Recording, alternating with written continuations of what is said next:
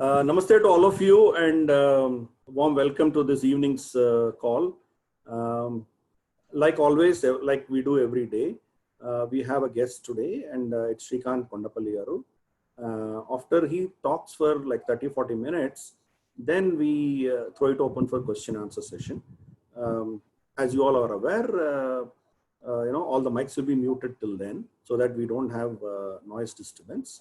And once he is done with it, then we individually will unmute each of your mic, whoever has a question to ask.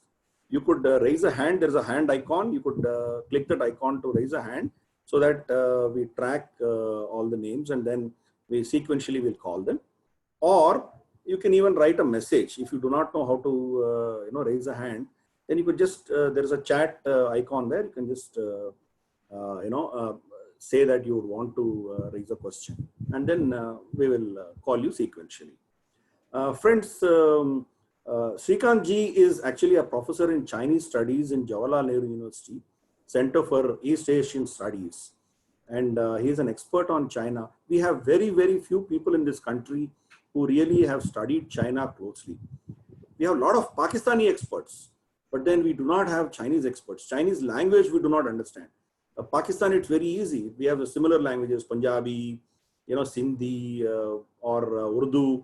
It's pretty easy for us. In fact, even Pashto has a lot of Sanskrit words, and it's not difficult. The Gilgit, Baltistan area and Muzaffarabad area, we have Dogra, and we have other languages. It's pretty easy for us. So China, it's done and dusted. I'm sorry, Pakistan is done and dusted. We have a lot of people who can talk about Pakistan, but we have very, very few people who can talk about China. Especially the Chinese politics, Chinese internal dynamics, and what's happening. So all these issues are pretty much clouded for us. We hear about China through a Western, voice. The Western countries write something about China based on their understanding of it. We read those English write-ups, and then we try to understand China. We do not understand Chinese directly from Chinese language. So we have a problem. Whereas Srikanth ji is one expert. He has studied Chinese language. He knows what's happening there. His focus has been China. And so it will be great for us. I had requested him to speak specifically about certain things. I'll just list out what I had requested him. I said Chinese internal politics, Chinese internal fault lines. There are a lot of fault lines. We are not even aware of it. Chinese weaponization of technology. As we all know, 5G, they're going to use it as a strong weapon. Similarly, all the mobiles that we are using, the technology could be a weapon. They could use it. Cultural challenges. There was a cultural revolution. They killed a lot of their original culture, but now they're revisiting it back and trying to use it as a marketing technique. Chinese medicines, Chinese Buddhism, what have you. Srikanth ji would probably talk about the cultural issues. Environmental degradation. We found that many of our North Indian states, Arunachal and some places, we started getting very murky black waters from China. They've been polluting all the rivers and then stopping rivers. They've been really horrendous in terms of environmental degradation. Srikanth ji would probably speak about it. And of course, we have the threat of an expansionist China. China's meddling in internal affairs of other countries, especially in India, like Northeast insurgencies, and then they're pumping in funds for political opponents to raise issues. Probably Tabligh and all these jihadis are also getting funding indirectly from China via Pakistan possibly. And of course, the Tibet, Hong Kong and Taiwan question. These are all soft belly points of China. So these are all areas where they are a little uncomfortable. So these are the areas I requested him to speak about. Belt and Road Initiative, one road, one belt initiative and all. CPEC in China and all. In Pakistan.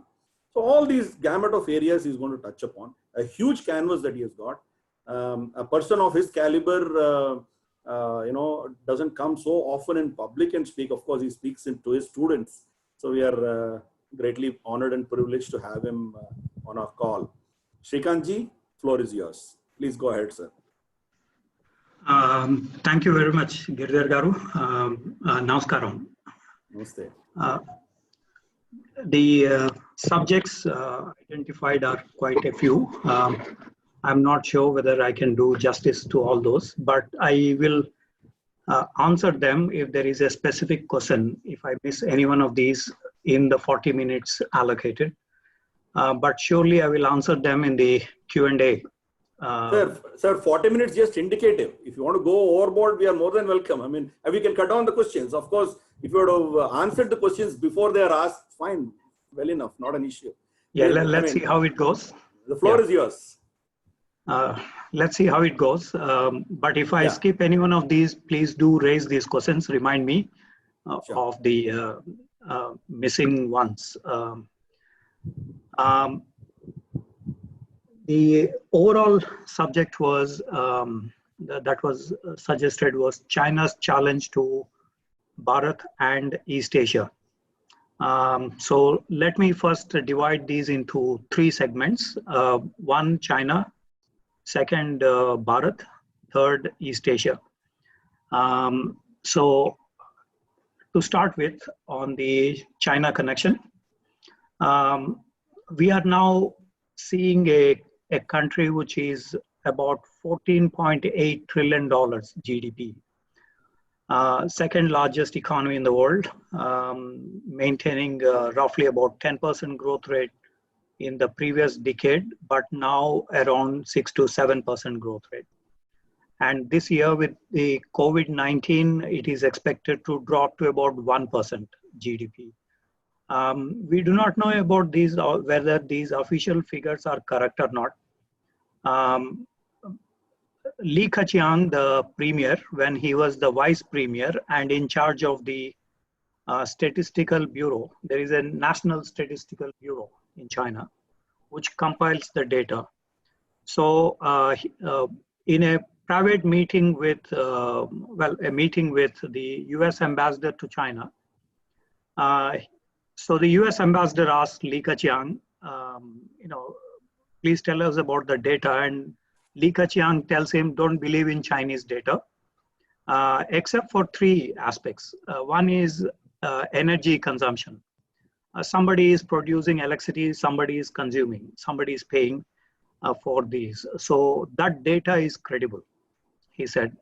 The second is freight volume, the volume that is from the port to the interior. And by the way, China has something like 160 kilometer connectivity to the interior as compared to our 600 kilometer connectivity to the interior, from the port to the whatever markets, etc. So freight volume is somebody is exporting something, somebody is importing something.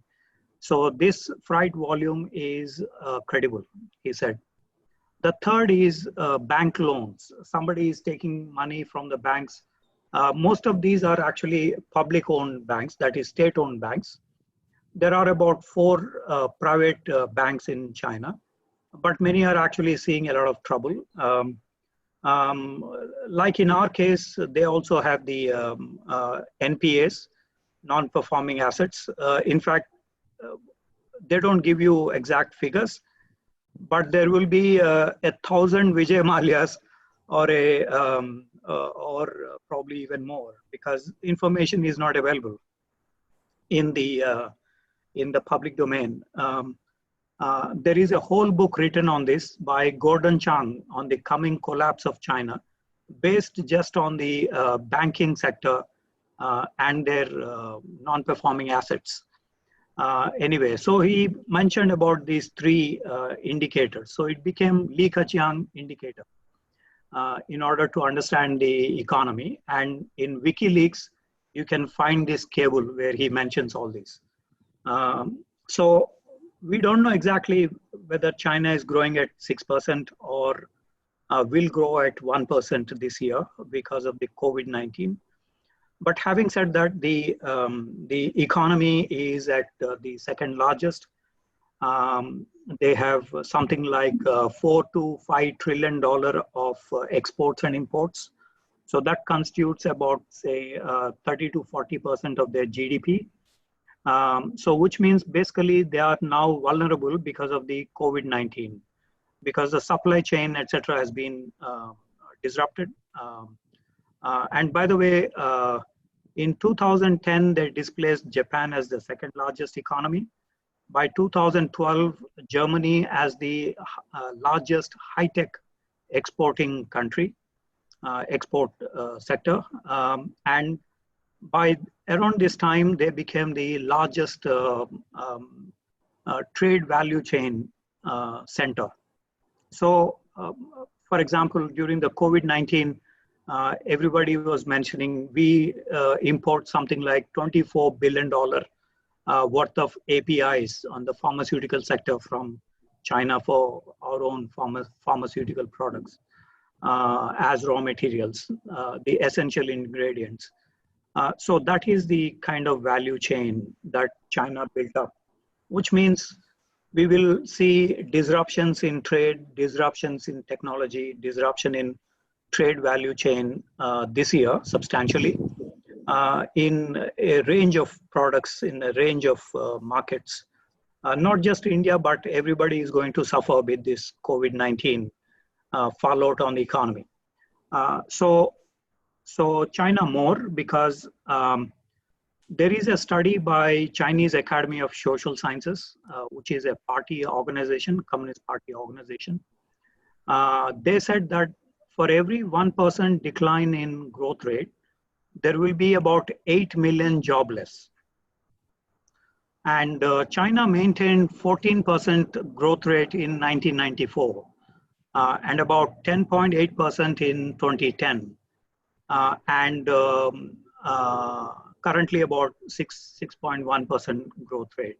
Official figures, we do not know exactly again the exact figures. So from 10% to average to about 6% average. So that means a decline of 4%. That means a decline, a generation of nearly 40 to 50 million unemployed. And in China, Egypt used to be the largest in terms of public demonstrations after the Tahrir Square incident. And India is number 2 for the demonstrations. We have bunds all across.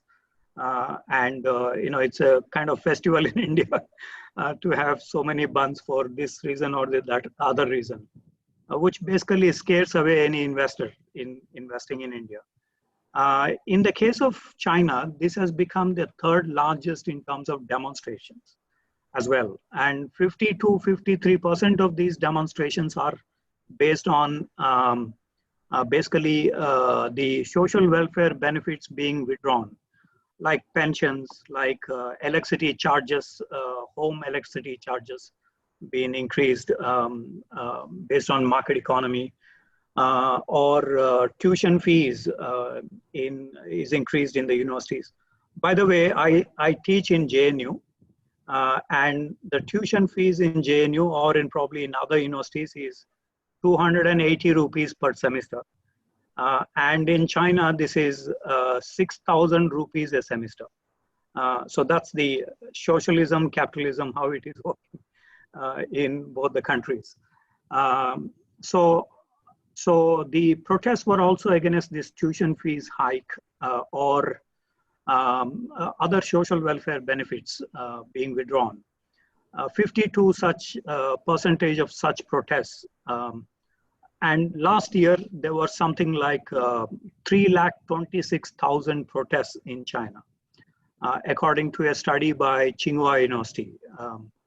Tsinghua University, by the way, generates a lot of Politburo standing committee members. That is the highest level leadership in China, including Xi Jinping, the current president and general secretary of the party. He graduated from Tsinghua University. So the protests were about 5,000 in 1991 and increasing now to about 326,000 protests. So which suggests that because of Gini coefficient increase, India's Gini coefficient is estimated at around 0.34, while that of China is 0.56 on a 0 to 1 scale, which means if you reach 1, you're on a breaking point. The law and order situation is going to break up. So Gini coefficient, although methodologies differ on what basis China or India formulate, but that's a different matter. So in other words, society is on a tipping point in China. So the promise that the Communist Party made in Tiananmen Square incident in 1989 is, we will generate prosperity, keep quiet, don't ask any questions with the Communist Party's rule, don't question the Communist Party legitimacy. So that was the deal between the Communist Party and the people. But now the economic prospects are kind of reducing. So that is where the whole challenge comes for East Asia and for India. So this is the context that I wanted to highlight. First, there is economic decline in China, relative decline. Even if you're growing at say 5 to 6% or even at 1% of a GDP of $14 trillion, you're still maintaining a huge lead across, probably providing more goods and services than India does at $3 trillion. But the Communist Party is not satisfied because of the reasons that I just mentioned. So out of this, the manufacturing sector's role was about something like 60% before in the 12th five-year plan. Now they have reduced that to about 40%, according to Premier Li Keqiang's statement in the National People's Congress, their parliament, which by the way was postponed due to this current COVID-19 this March. It was supposed to be held, but it was postponed. So the manufacturing sector's role has been decreased deliberately, and they're doing a domestic economic restructure in which they wanted to elevate the service sector, e-commerce and other areas. And then they want to reduce the exports of goods, because after the global financial crisis, the generally consumption levels have fallen in Europe and US and in Japan and South Korea, which are the largest markets for China. For instance, EU trade with China is about $530 billion. And US-China trade is about $580 billion. China-South Korea trade about $300 billion. And China-Japan trade is about $330 billion. China-ASEAN trade is about, say, $500 billion, roughly, last year. All this now gets affected with the COVID-19. So the deliberate domestic restructuring of the economy took place with number one, reducing the exports and increasing domestic consumption in China. So that is the effort. We don't know whether they will succeed, but that is the e-commerce platforms like Alibaba, Tencent, they have all grown up into multi-billion dollar entities, trillion-dollar entities. And so that is, so 2-3 things have happened in the last few years. One is the Chinese began investing abroad. Some $2 trillion investments are made. Where did they make? They made it in US, EU, other countries. In India, just about $8 billion investment so far in the last 16, 17 years. So if you're expecting China to open its money bags to India, I think we are dreaming about it. So $8 billion, this figure is given by the official Chinese statistics. So let's believe that figure of $8 billion. So $2 trillion investment abroad, mostly in the energy sector before, but increasingly in real estate, mergers and acquisitions, automobile industry, or even in e-commerce forms. So $2 trillion investment, number one. Number two is some 36,000 state-owned enterprises have gone abroad for investments. They're working in these places. State-owned enterprises are like our PSUs, public sector units. So 36,000 companies would mean you have a whole lot of establishment. Some of you may have heard about this news in Sierra Leone or somewhere, where the China Steel, which is a state-owned enterprise, the whole leadership was killed by the terrorists in a law and order kind of shootout in that place. So basically, what I was trying to say is the security of these state-owned enterprises now became a problematic. The third feature that became important is last year, China exported, not exported, but about 160 million people went abroad as tourists. For India, we received about 2 lakh tourists from China, although we had some 20 lakh tourists going to China. So even in the tourism sector, we are not a favorable destination. Not because of infrastructure or anything, but because of the bilateral relations. So this is, the reason why I mentioned these 3 statistics is that China uses this as a weapon in many ways. So this is an important thing that we need to remember. For example, tourism. When South Korea deployed the Terminal High Altitude Air Defense System, the Chinese demonstrated against the Lotte Group. Lotte Group allowed the THAAD system of the US to be deployed in one of its golf course ranges in south of South Korea. So they were taking a revenge against the Lotte Group, and demonstrations began. And the tourism to Jeju Island, which predominantly are Chinese, suddenly plummeted to almost zero after the THAAD deployment in South Korea. Likewise, when Taiwanese President Tsai Ing-wen won the elections in 2016, first time, and second time this January, the tourism, which was about 3 to 4 million people to Taiwan, also plummeted, and it did contribute substantially to the Taiwanese GDP. So China uses the tourism sector as a kind of weapon.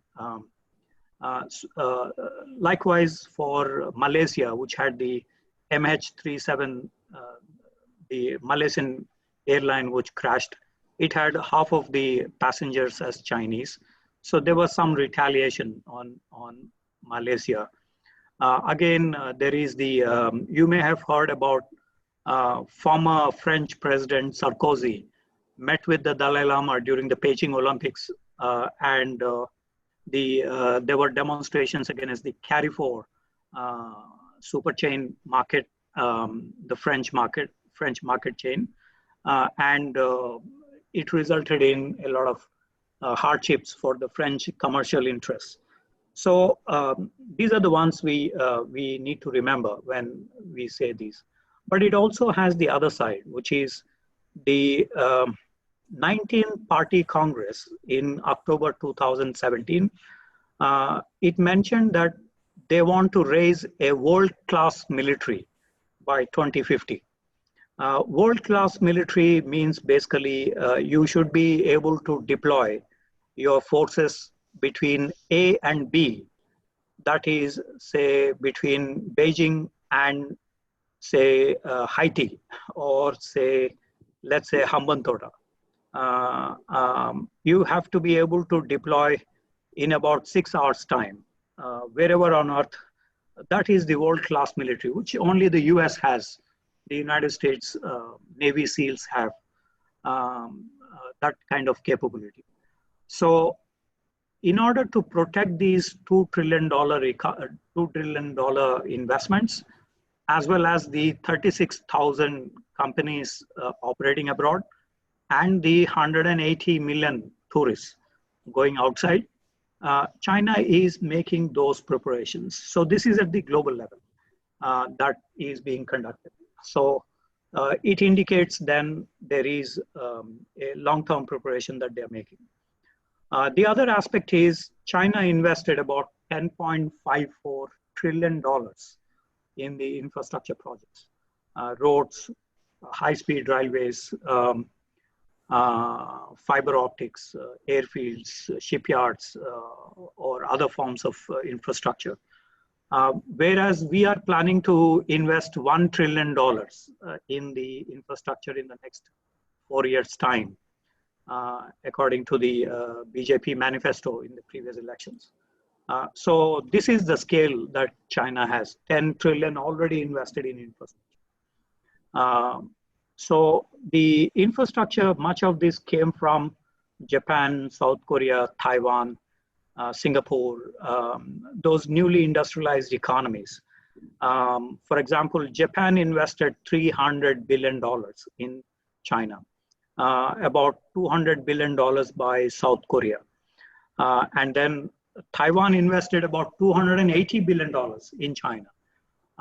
While China and Taiwan are fighting, Taiwan still invests $280 billion in mainland China. Likewise, Singapore in Suzhou Electronic Park or other countries which have invested heavily in the infrastructure projects.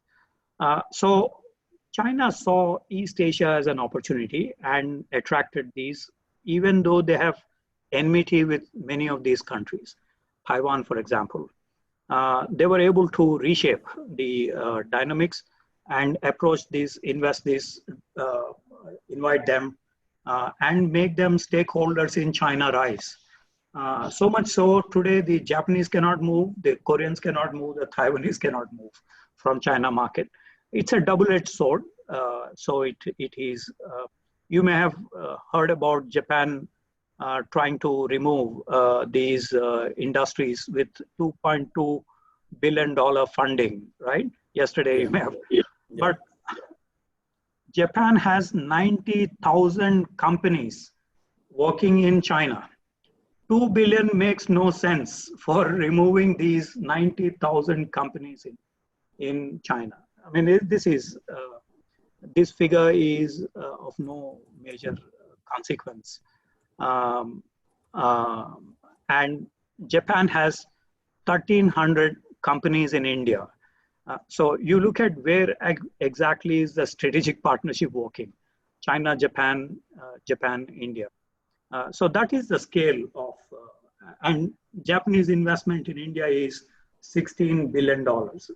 Of course, they plan to invest in the DMIC project in Ahmedabad to Mumbai high-speed railway, so on and so forth. But at the moment, just about $16, $17 billion investment.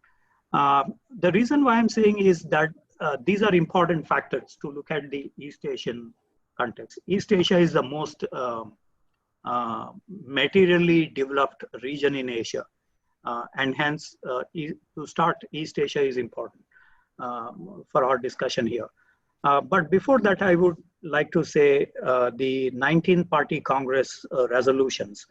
Because in China, for the next 5 years, the party Congress dictates what should be your policy. Every walk of life has to be influenced by the party Congress resolution. So I would recommend you to read the General Secretary's the work report, which is about, say, 20 odd pages, to understand what is the direction. So I will just put across a few bullet points here. Number one, the Xi Jinping, the General Secretary, mentioned about communist China occupying the center stage. So that is where the tension between Trump and Xi Jinping lied.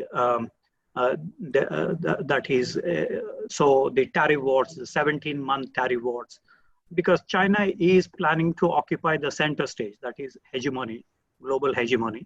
So that is rubbing on the wrong side of the US. So because US had helped China rise, and so there is a big problem. China initiated in the 19th Party Congress a 3-stage modernization till about 2045.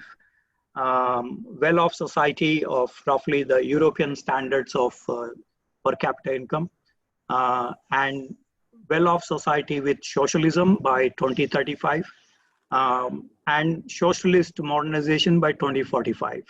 I mean, we don't know what exactly these are, but what is important is that they have a roadmap till 2045 or 2050 figures.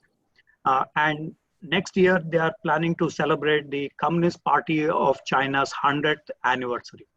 The Communist Party was established by the Soviet Union, the Comintern, in 1921, like our Communist Party of India. They established all these communist parties across the world. Of course, the 100th anniversary is also coinciding with the well-off society creation. And by 2049, the PRC 100th anniversary, People's Republic of China 100th anniversary. So those are the two centennials they have in mind. That is, so they have a roadmap, very long-term roadmap. I don't know if we have the roadmap. President Kalam mentioned about a roadmap for a long term.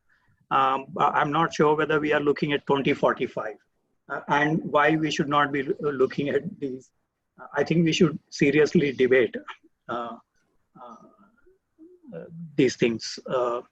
The other thing in the party congress is that Belt and Road Initiative has been kept as the in the constitution of the party, which means this is going to be the constant theme in the Communist Party's policy things. So this will be, we will be seeing more investments coming up. Of course, COVID-19 had disturbed the BRI because much of the death trail and contagion is also in the BRI way. For example, Italy, Spain, Iran, many of these have actually joined the BRI, and so there is a link between BRI and COVID-19 trail. So this is, but BRI is going to be a big issue. Japan has been invited.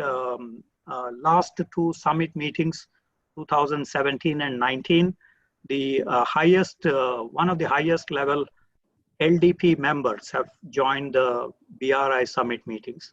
The Liberal Democratic Party in Japan, which is a ruling party, Mr. Nikai attended the first summit meeting and the second summit meeting in Beijing. So which suggested the Japanese have a favorable position on the BRI. Some 40 projects have been identified by both sides, and they were actually looking for some kind of commercial deal in this. Japan has its own idea, of course. They have a quality infrastructure initiative, which in the AAGC, Asia-Africa Growth Corridor, with India and Indonesia, they are pushing this quality infrastructure project. But they are interested in BRI as well. South Korea again is interested in the BRI. Taiwan has not been allowed to participate by the Chinese, both in the Asian Infrastructure Investment Bank or in the BRI projects. So there is some tension on the East Asian participation. You all know about the Indian position on the BRI. We opposed the CPEC. We joined the AIIB as the second largest contributor with 8.2% voting shares.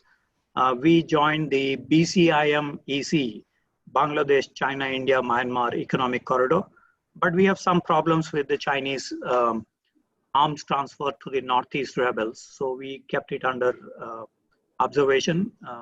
Not much progress except in some tourism and in transport. We had a Kolkata to Kunming car rally and some other cosmetic things are carried on this aspect.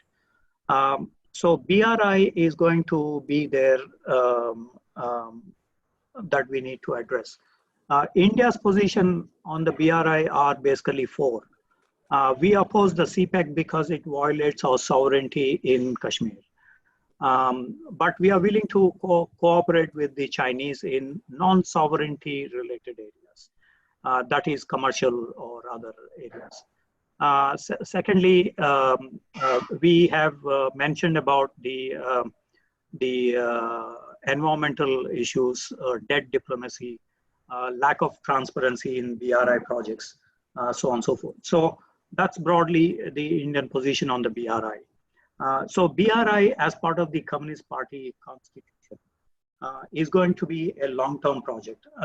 President Xi Jinping mentioned this as a cross-century project. So it's going to be around, and it makes sense because if you lay down a road or a railway line, it takes about 10 to 12 years to put it up, and the productive things will generate after about 12, 15 years into profitable venture.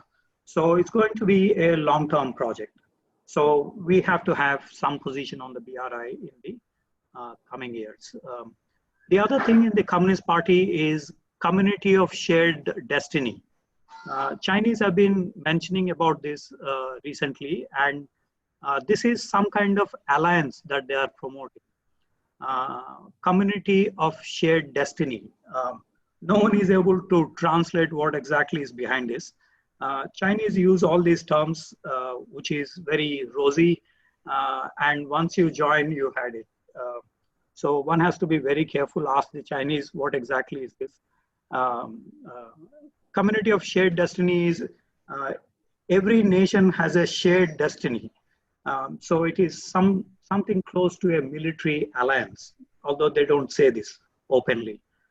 So that is, they mentioned new type of international relations. They mentioned about a global governance role. And they mentioned about the multipolarity rapidly accelerating in this work report in 1940 Congress. And that's where we are working with the Chinese in the BRICS and in Russia, India, China, trilateral, or in other,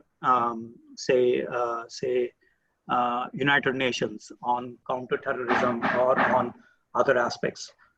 So there is a mention about the multipolarity, which we picked it up because there is something that we can work with the Chinese in the IMF voting rights increase, which we have increased, which we got an increase in our voting rights in the IMF.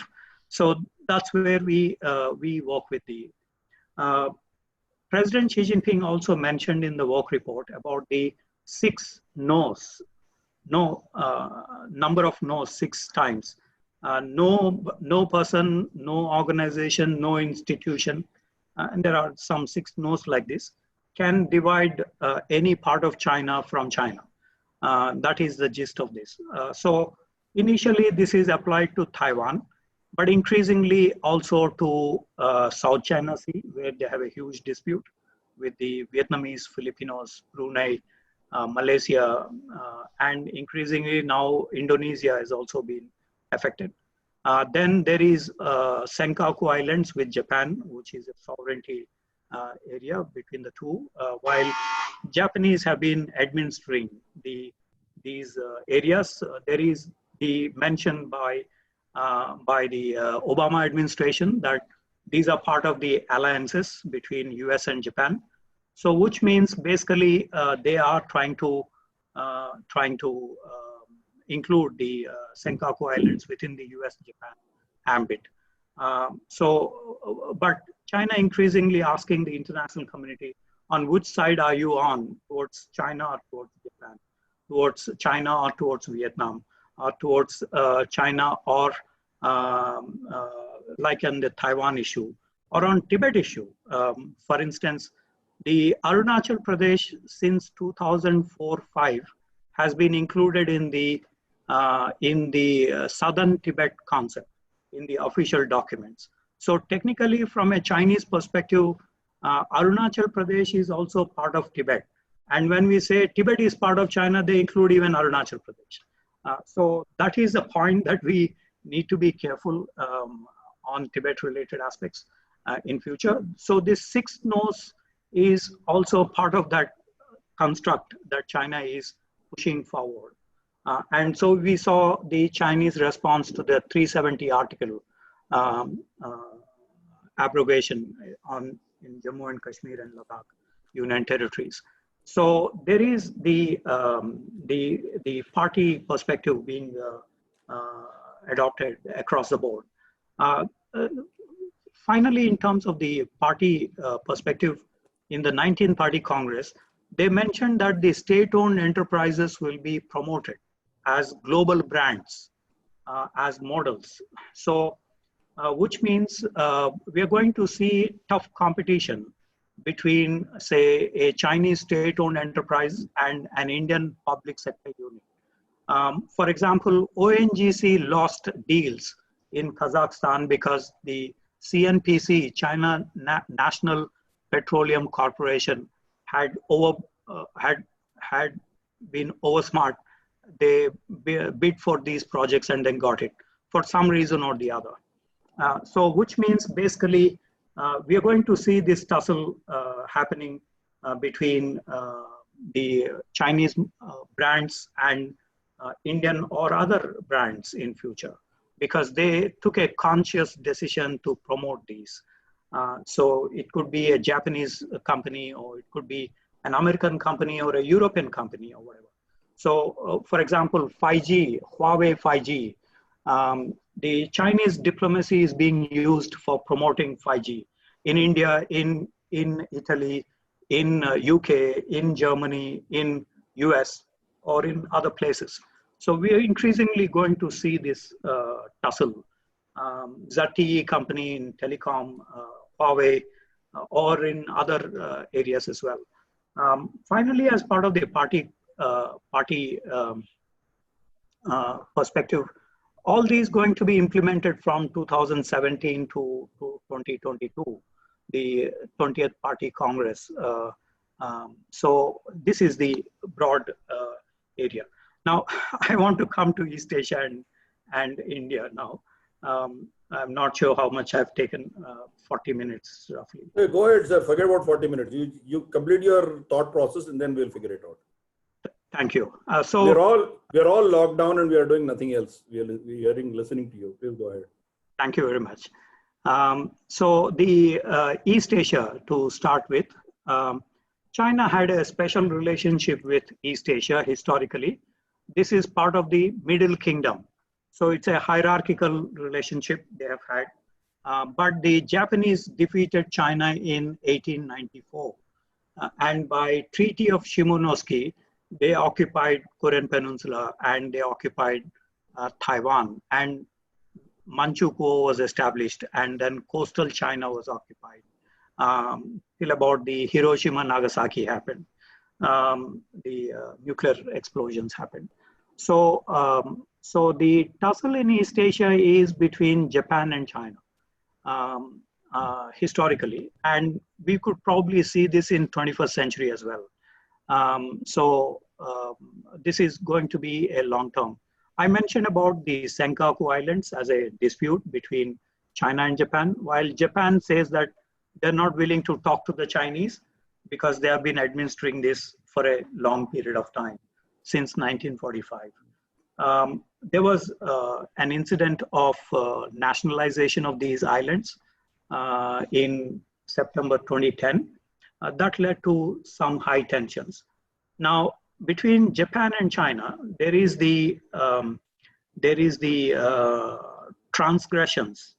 The Chinese Navy, Air Force, they keep going into these Senkaku Islands. There are about 5 islands in this area, all not populated. No population exists on these islands.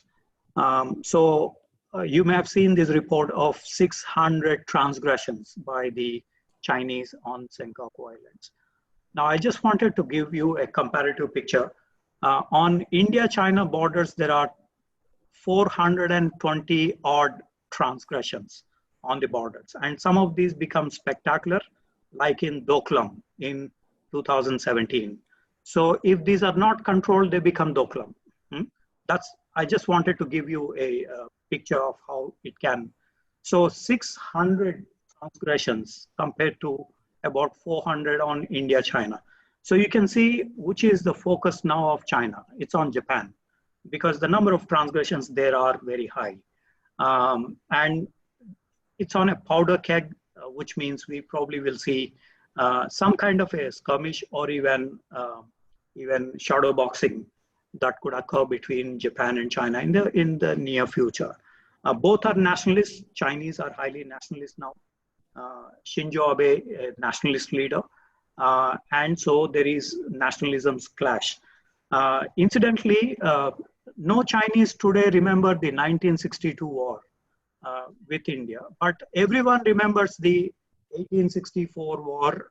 Everyone remembers the Nanjing incident. So it's basically the victim mentality in China. And the Communist Party consciously generates anti-Japanese feelings in China. So this is one driver, which is constant. So they have these transgressions, they have military modernization, increasingly the aircraft carrier, Liaoning aircraft carrier, and a second one has already been constructed. Shantung has been constructed. So the emphasis is on long-range aviation, long-range operations, and they are sending bombers to this region in the last 1.5 to 2 years' time. Frequently, they are sending these.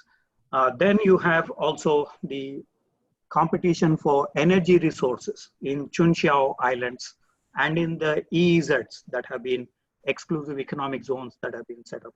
So Japan-China relations commercially fine at the moment, yet militarily, security-wise, this is a huge risk factor in East Asia. The second region is South Korea. There is a term called Hanliu in South Korea, basically means China fever. So everyone wants to go to China for business, study in China, invest in China. So that's the China fever that gripped. So much so, the former president of South Korea, President Park, she's now in jail for some charges. She used to call Xi Jinping as elder brother. That's the kind of status that they have given to China. But all this is now going away because of the THAAD deployment, because of US-South Korea military relations, because of North Korean issue, and so on. South Korea had a peace treaty with North Korea, and Kim Jong-un, the North Korean leader, had crossed the DMZ, demilitarized zone. So there is a modicum of stability in the DMZ areas. And South Korea thinks that Chinese will be an honest broker in the North-South related. But China wants reunification with Hong Kong, Macau, Taiwan, or other areas, but it doesn't want Korean unification. Because if Korea's unify, it would be a nuclear entity, it would be an economic and technological giant. So they don't want anybody who is powerful in their neighborhood with nuclear weapons and the others. Incidentally, the Chinese are also against Mongolian unification. China wants unification with Taiwan, but they don't allow the inner Mongolia and outer Mongolia to unify. This is a very strange thing in the Chinese thinking process. We want reunification, but you don't allow. Likewise, if India has the Akhand Bharat, China also kind of blockades any such idea by supplying nuclear weapons to Pakistan or whatever, and recently on Kashmir related by bringing these into the United Nations Security Council thrice. South Korea has been moving economically, but there is the southbound policy they announced towards Southeast Asia and South Asia. So they are shifting because of, as I mentioned before, the Lotte group has been targeted. Commercial firms have been targeted in the third deployment prospect of the South Korean industries in China. So many of these are moving away, like the Japanese want to move away, which is a tall order, but still that is one which is they want to. North Korea, on July 11th, 1961, North Korea entered into a military alliance with China. Now, the military alliance has not been abrogated. Nobody talks about this now because they find it uncomfortable in the light of the nuclear factor. But the alliance is not broken between North Korea and China. And so this is, you can also see the significance that Kim Jong-un visited 4 times China in order to discuss what he's going to discuss with Trump in Singapore and Hanoi summit meetings. So they coordinate, China, North Korea coordinate in many areas. And we do not know how North Korea acquired the nuclear ballistic missiles and so on. I mean, we are struggling, India is struggling to get Agni 5 deployed. This is a highly sophisticated technology. We are struggling for the BMD, ballistic missile defense. DRDO is making so much effort. We have the 3rd largest scientific manpower in the world after US and Russia. Still, we are struggling with these critical technologies, nuclear ballistic missile. But North Korea completely shut off from the globalization, still was able to come up with these without any assistance from outside. That appears to be very doubtful. So where it came, we do not know. And all point to Soviet Union before and to China, although there is no information in this regard. So basically then we see that this is a factor which, but I want to cite a Sun Tzu, an ancient Chinese military strategic thinker. Sun Tzu argued that if an enemy is focusing on some area, make sure that the enemy focuses on that area, not on you. So by North Korea acquiring nuclear weapons, ballistic missiles, the American focus is on that missile man, on the fire and fury, kind of arguments that we made. So it fits into the Chinese strategy that US is glued on to the North Koreans. So it makes sense from an ancient strategy. The other in East Asia is Taiwan. China says that Taiwan is its province. In 1949, there was a civil war between the Kuomintang and the Communist Party. The Kuomintang shifted to Taiwan. And then you have now a DPP government, Democratic Progressive Party government in Taiwan. The DPP constitution mentions about independence, but they have not done anything specifically in terms of the independence movement. But that's a concern China has expressed on the Taiwanese independence. Of course, in the recent times, we have seen the Trump administration passing the Taiwan Travel Act, providing international space for Taiwan. The WHO controversy we have seen, World Health Organization related. Mr. Tedros gave an explicit comment on Taiwan. Then you have also the ARIA, the Asia Reassurance Initiative Act, whereby Trump administration wants to enhance military supplies to Asian countries, including to Taiwan, and so on and so forth. So Taiwan is still a problematic for the reunification process. The Taiwanese proposal in the secret meetings between them is, the precondition is People's Republic of China should drop the word P for reunification. So it becomes a Republic of China for any future reunification. Secondly, the Chinese proposed that the Taiwanese president will become the vice president of the reunified China.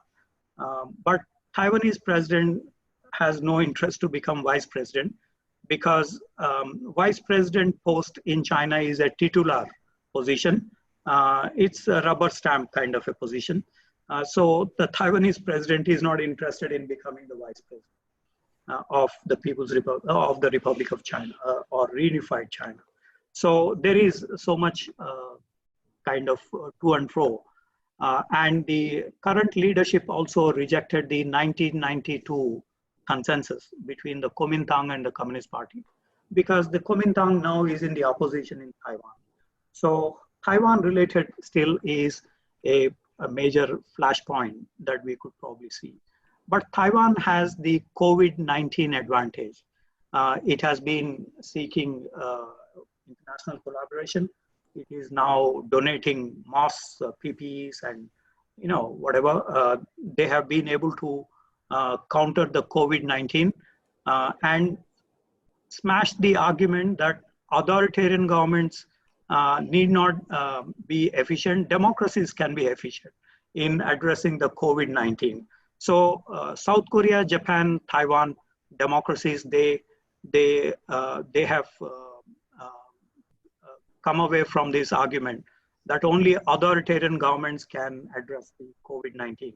So we have a model there in terms of these East Asian. There is an ancient strategy in China, which is Yuan Chiao Chin Kung. Basically, it means that befriend the distant to counter the near. So China, following this strategy, was befriending the US, assuming the US would become close to China, which it became as part of the Henry Kissinger policy of engagement till Obama administration. But Trump is a different person, so he is not accepting these. And then the Chinese have also gone beyond by saying we will occupy the center stage. So there is a tussle now between US and China. So befriending the far to counter the near, that ancient strategy they adopted for about 30, 40 years, but this is now under crisis situation. So you have Japan, Australia, US, India coming together under the Quad formula, Indo-Pacific since November 2017.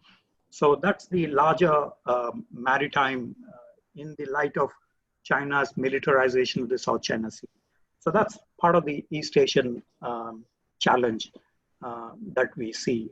How about India? With India, there are traditional challenges and now increasingly non-traditional challenges. Traditional, we have an unresolved border dispute.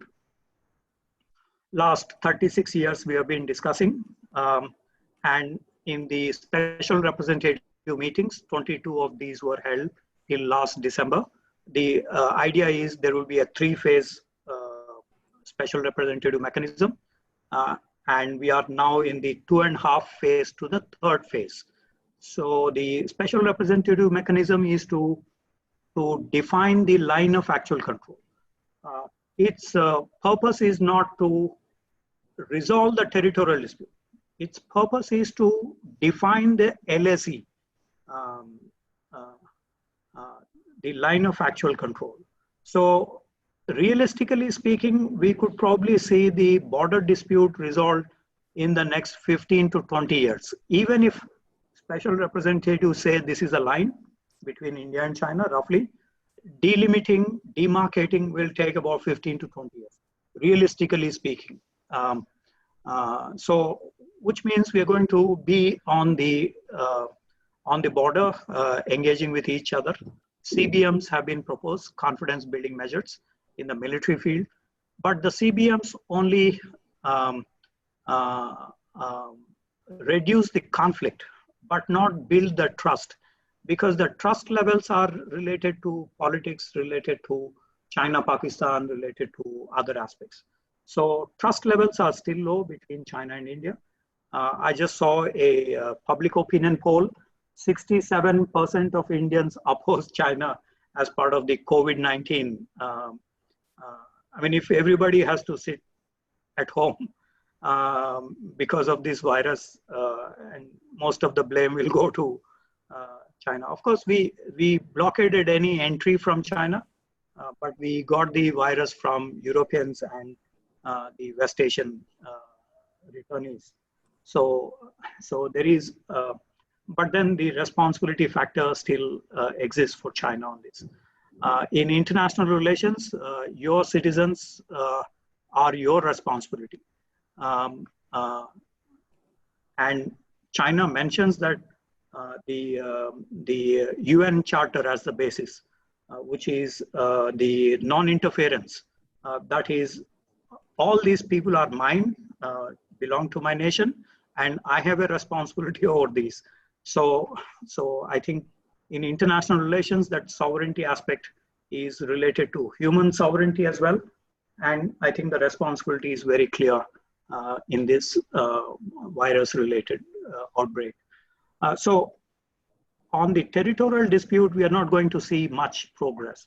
We will have some tweaking here, some tweaking there. The Chinese ambassador suggested the early harvest, but that is not going to work because that violates the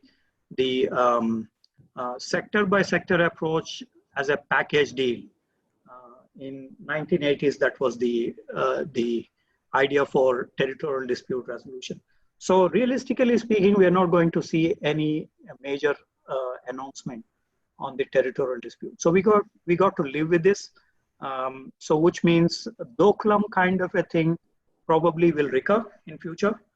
So we got to be prepared for this in medium to long term, short to medium term.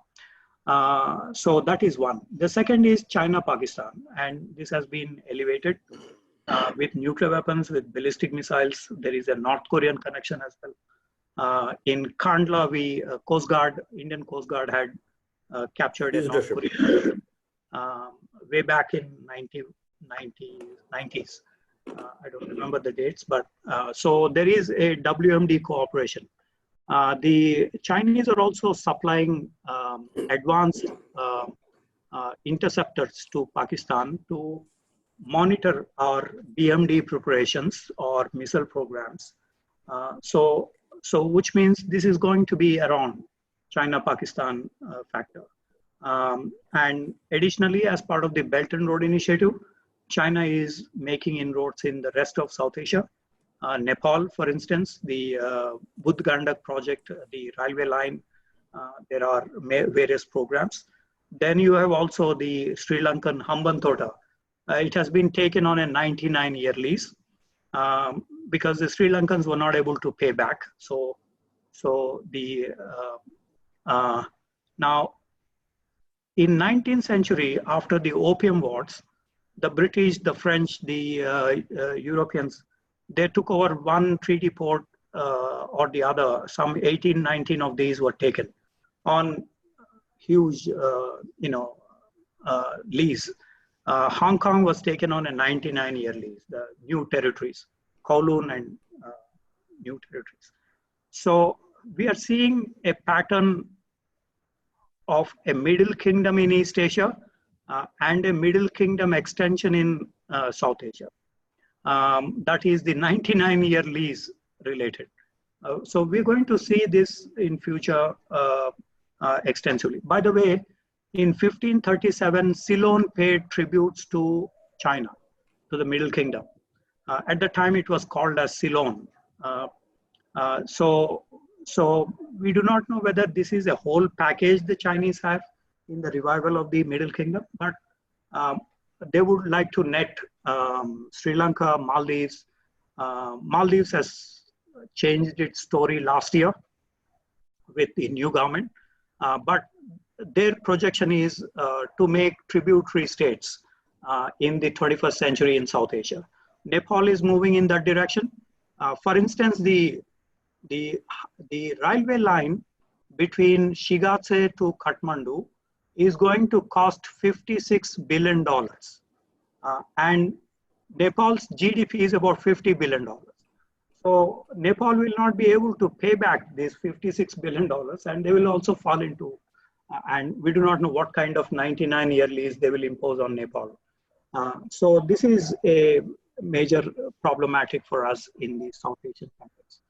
The third area is in the Indian Ocean region. So they have Djibouti Naval Base since November 2015. They're exploring other areas, and possible naval bases will be in Gwadar, in military base in Jimani, Somalia, Yemen, Oman. These are the places Chinese are planning to have bases, and probably Hambantota. The problem with Hambantota is it doesn't have tactical air support. So at the moment, it doesn't become a military base. So we have to see the progress in Hambantota on that count. So the prospect then is we're going to see a more active China in South Asian region. I think Hambantota airport, India has taken over, right? That's right. Hambantota airport, I think India has taken over, right? That's right. It's interesting because the Hambantota airport, there is one flight a day, one flight a day, and this is called the most emptiest airport in the world. There are 2 or 3 passengers landing every day in this. I've been to that area, and for hundreds of kilometers, there are no people. So it's a very anyway. That is the plan B that we adopted in terms of the airport project. So that is overall what I was trying to say is that we are going to live with China in South Asia in competition in areas of cooperation as well, in economic or other areas. So this is the other thing is non-traditional security challenges for India. In migration, we have about 160,000 Tibetans. We also have currently the COVID-19. We had SARS, bird flu, other pandemics. We're going to see competition in energy. We're going to see competition on water issues. Girdharji mentioned about the water, the black soot in Arunachal Pradesh. Now, in 2012 or 13, the Lok Sabha debated this issue. And Dr. Manmohan Singh, the then Prime Minister, mentioned when Yarlung Zampo becomes Brahmaputra at the Great Bend, it brings in something like 52 billion cubic meters of water. When Brahmaputra enters Bangladesh from Meghalaya, it discharges something like 220 billion cubic meters. That's roughly the figure. Every year it depends on the flows, but roughly. So what it basically means, we have in India, from Namcha Barua to Meghalaya, we have about 150, 160 billion cubic meters. So the policy adopted was, let us use this water for our own hydroelectricity and other projects. And let us be calm on the Chinese building of any river diversion or any such. At the moment, there is not much, but this is going to be a problematic, both in the West and the East. In the West, in the Indus River, and in the East on the Yarlung Zampo Brahmaputra areas. So the IMF chief once mentioned water wars will be the future wars. Of course, today the COVID-19 is the future war. So these wars keep changing in their terminology. Mr. Pranab Mukherjee, when he was the External Affairs Minister, he made a speech to the National Defense College in New Delhi. In this speech, he mentioned that China rise poses challenges for India in 3 spheres. One is in resource competition. So India and China competing in Africa, in South America, in Asia for resources. Second is in the ASAT, anti-satellite arena. A third, he mentioned something I forgot, but so we can see China rise probably in these areas, and as we discussed before, in traditional and non-traditional other areas. So roughly these are the ones. To sum up, there is also the Chinese investments coming up in India. Last 2 years, there has been about $2 to $3 billion investment. Most of these is in the fintechs. Most of this is in e-commerce sector. So we got to study carefully what are the implications of such investments and see where the challenges come from. So let me stop here. I'm willing to take any question on China. Thank you. That was excellent, Srikanth. It was a very elaborate canvas that you presented. But I'm sure there are many things. Probably there was more time you could have really dwelt on many more things. Maybe one issue you could probably talk a little bit in terms of what is this Chinese Wuhan coronavirus, or like some people want to call it Chinese Communist Party virus. They don't want to call it COVID, right? Whatever, CCP virus, we'll call it Chinese virus for whatever it's worth. Once this, what is the impact China is going to have after this? Across the globe, people have lost faith, lost trust, and they want China to be punished somehow. We don't find anybody in the world who's capable of punishing China. Neither the UN nor the US, nobody's going to do it. But there is the pent-up anger against China you can see across the board, right? That apart, how do you see things panning out from here after the world comes to some kind of a control on this virus? Thank you very much. Economically, diplomatically, could be whatever. Overall, how do you view the world reacting to what China has done? On this, we are preparing a book, China and COVID-19 on domestic and external dimensions. We have a band of 20 researchers in the Chinese studies program. We are coming out with a volume. We're going to have all those areas, controversies, conspiracies, what should be done, whose responsibility is it. So we are at the moment drafting the final things in this. Let me say this. As I mentioned before, if you're emphasizing on sovereignty, you have a fundamental responsibility for your own people. What happens from these is also your responsibility. You cannot simply walk away from the situation. On the other hand, the Italians, the Spaniards, the Czech, they have complained about the malfunctioning mosques or PPEs or other medical equipment. So even on this count, there is, China can say that these are fake news or others, but there is a responsibility that one has to take in this aspect. So I think there is a huge thing involved. Now, we know that there is the Japanese encephalitis. We have Hong Kong foot, the athlete's foot. There is a disease, it's called Hong Kong foot. There is the Zika virus. There is it was named after countries or regions like the MERS, Middle East Respiratory Syndrome. So it's not, and we still continue to call them as such. Even though WHO in 2015 said, this is discriminatory, etc. We still call them as Japanese encephalitis. So basically, in authoritarian regimes, because of domestic politics and external dimension, they tend to be very sensitive on calling the spade a spade, because it all based on face. In Chinese, they call mianzi waijiao, face diplomacy. Face is everything.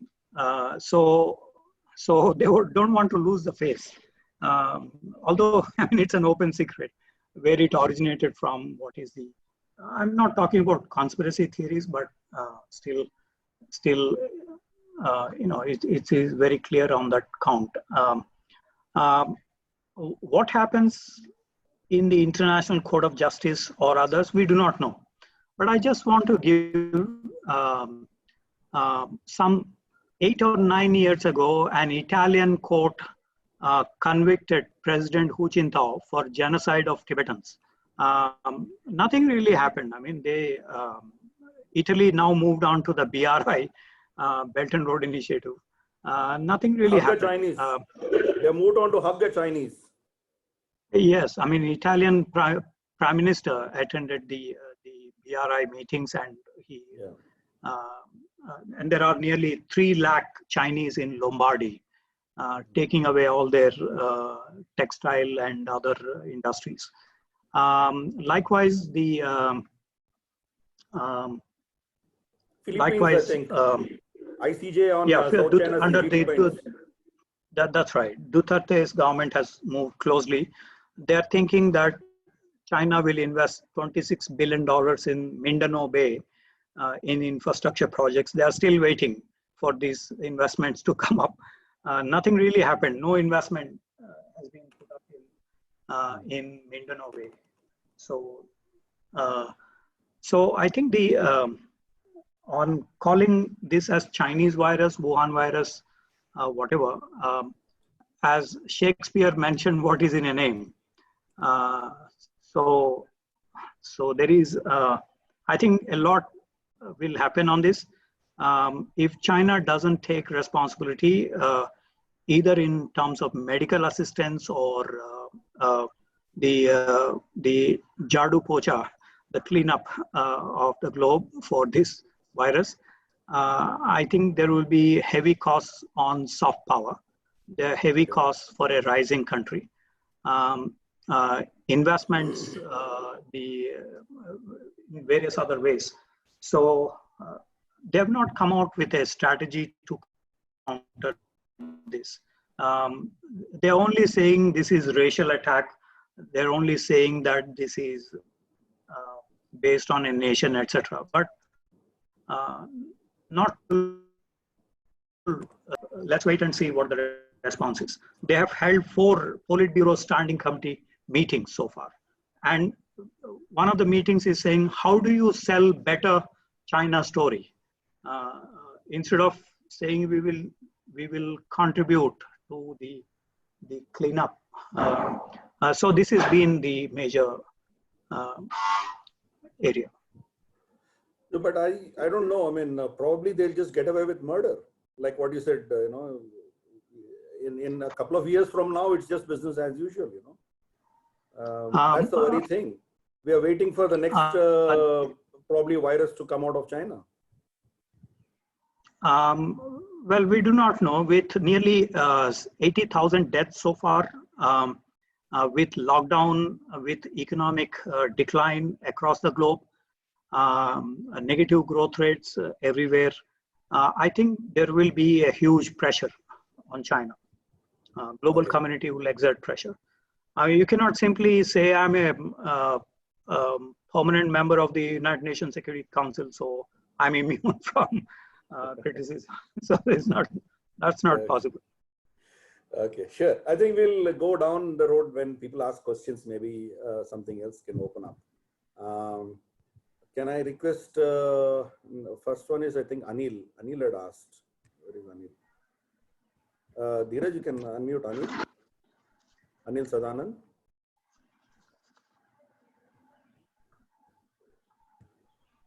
Hello. Yeah, Anil ji, please go ahead. Yeah. Very good evening, sir. Sir, my question, can you hear me, sir? Yeah, yes, please. Yeah. So thank you very much. Your briefing and insight is, I think someone mentioned that it can be made a text, That's excellent. And coming to the point, I'll not talk about virus or how this all happened. And you clearly mentioned about Hong Kong food or the Spanish flu or the SARS, all these things. That is fine. So let's come straight, sir, because we are Indians. We are just bothered about our country first and foremost. What I made a note is, like we have around 24 billion API to the pharmacists, that is, we have been importing from China. And the second one is that e-commerce is close to around $3 trillion or $2 billion, something like that you told us.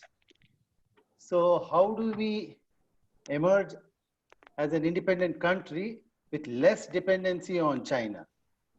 So as per going by the WhatsApp messages that we will not buy Chinese goods, we will exit from their apps, all that looks quite childish.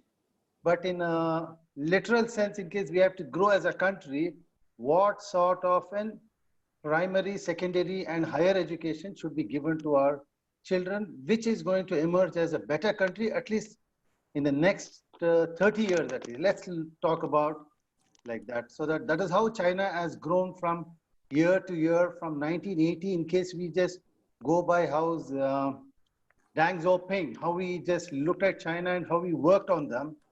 So that means 28 years. From now on, in case we work like that, is there any formula, something which can be worked upon? This is my question, sir.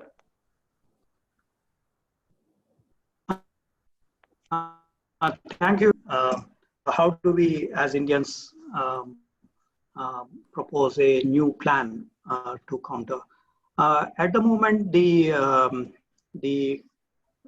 China has been one of the largest trading partners for India, but we are losing a lot in terms of trade deficits. One of the ways suggested was since 2010, President Pratibha Patil's visit to Beijing, 4 things were suggested to overcome the trade deficits, which stood roughly about $650 billion trade deficits in the last 11 years. So $650 billion of trade deficit.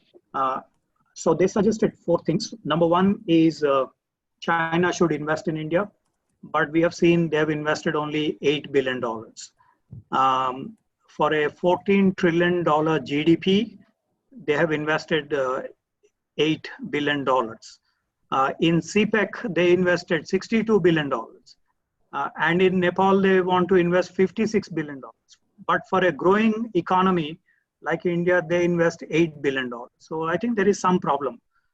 There is some disjuncture in the, maybe we were not able to communicate properly, put up the red lines. In the Chennai Connect meeting, we have mentioned about the high-level mechanism with the finance minister and the vice premier of the Chinese side, Mr. Hu Chunhua, will do the study on trade deficit reduction. So probably they will come up with some solution, but I'm not very optimistic on that count. Let us see what happens. Second proposal to reduce the trade deficit is to manufacture in India. So in September 2014, during Xi Jinping's visit to India, there was the proposal for Pune, Ahmedabad manufacturing centers. But we are already about 6 years down the line. Nothing major has happened in this area. So I think we are still waiting for that to manufacturing sector to, of course, the Chinese labor costs have gone up. It's more than double than Indian labor costs. So if they have to profit, they have to move out, but they're looking at Bangladesh, not India, as the next manufacturing destination. To some Southeast Asian country rather than to India. I think geopolitical considerations are weighing the direction in terms of investments. So I think we need to take a call and respond on that count. The third alternative we suggested for the trade deficit is currency swaps, renminbi rupee swaps, and reduction on US dollar and other things. A fourth was third market to Africa, Asia, South America, to the third markets, but that also did not happen. So these 4 proposals in order to reduce the trade deficits really did not fructify. So we're back to square one on that count. So what we need to do, I think we need to draw some red lines. In fact, we drew the red lines. Our anti-dumping duties on Chinese products is very high, but the dispute resolution takes nearly 12, 13 years for us to identify a product, then go for the dispute resolution, etc. So it's a time-consuming thing, and by this time, the company will vanish, like the terrorist organizations in Pakistan. They change their names, come up with another brand in 12 years' time. So this is, I think, this is one way of overcoming that they are doing. I also agree that we need to have a long-term plan and education, self-reliance. These things have to be focused on. Skill development, make in India. I mean, these are already there in the pipeline.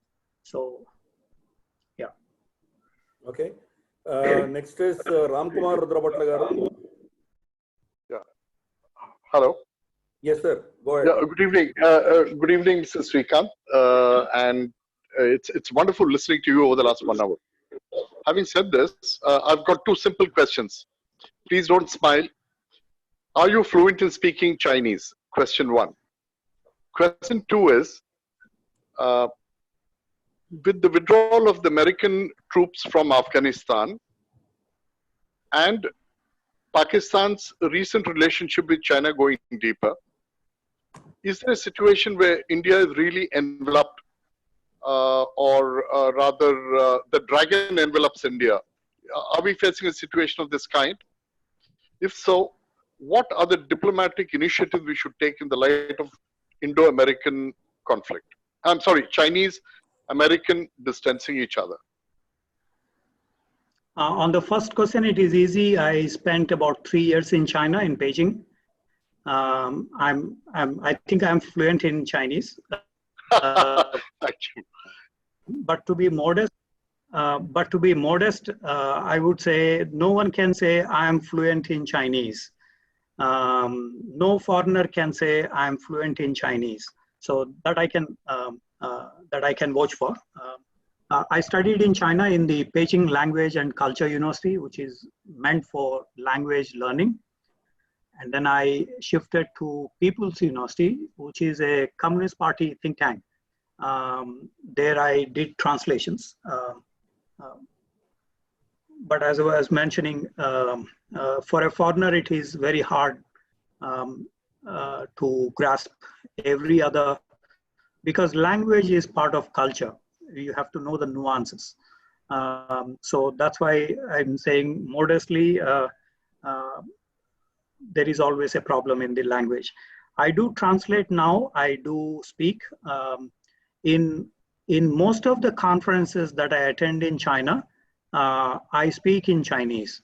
I make my presentation in Chinese, because one Chinese teacher told me, if you're attending a conference, these people don't understand what you're talking in English. And if your effort is even to reach 10% of what you want to convey to the Chinese, speak in Chinese. So in every meeting I go, I quickly translate my presentation and then speak. I know I'm making a fault because there are the sound pronunciation issues. I know that there are so many mistakes, but at the end of the day, even if I'm able to communicate 10%, so I'm good enough. And I have a Chinese name, which is quite popular, not me, but the name. So on that first question, that is my modest answer. On the second, in terms of Afghanistan, we are actually seeing the decoupling, and the Chinese basic national interests in Afghanistan include the Uyghur factor. They have a 96-kilometer long Wakazir corridor border with Xinjiang in Badakhshan province. And their main concern is how to block in a post 9/11 world, how to block the Uyghurs trained in Fatah region in the Tanzims, how to block them. But ironically, Chinese military intelligence trained the Mujahideen during the Soviet occupation of Afghanistan. So the Chinese military intelligence know where their students are even now, among the Al-Qaeda, among the Taliban, among the Hekmatyar group. So they are very clear, so they are very confident. This is one reason why they have been moving pretty fast in the Doha announcement between US and the Taliban. China, Pakistan, Afghanistan are making a tie-up. Probably Tajikistan will also be included, but that is, so the basic interest is to keep away the Uyghur factor from the contagion of terrorism. Although the Chinese themselves train these people. So that is the basic line. I think they convinced the Pakistanis. They are going to convince Afghanistan. But again, ironically, Chinese investment in Afghanistan as part of the BRI is $100 million, while in Pakistan, $62 billion. So you see the variation in Afghanistan and Pakistan. So the basic policy and basic requirement, and then the projection. I hope I made that clear in the limited time. I think he had asked, are we being encircled by China?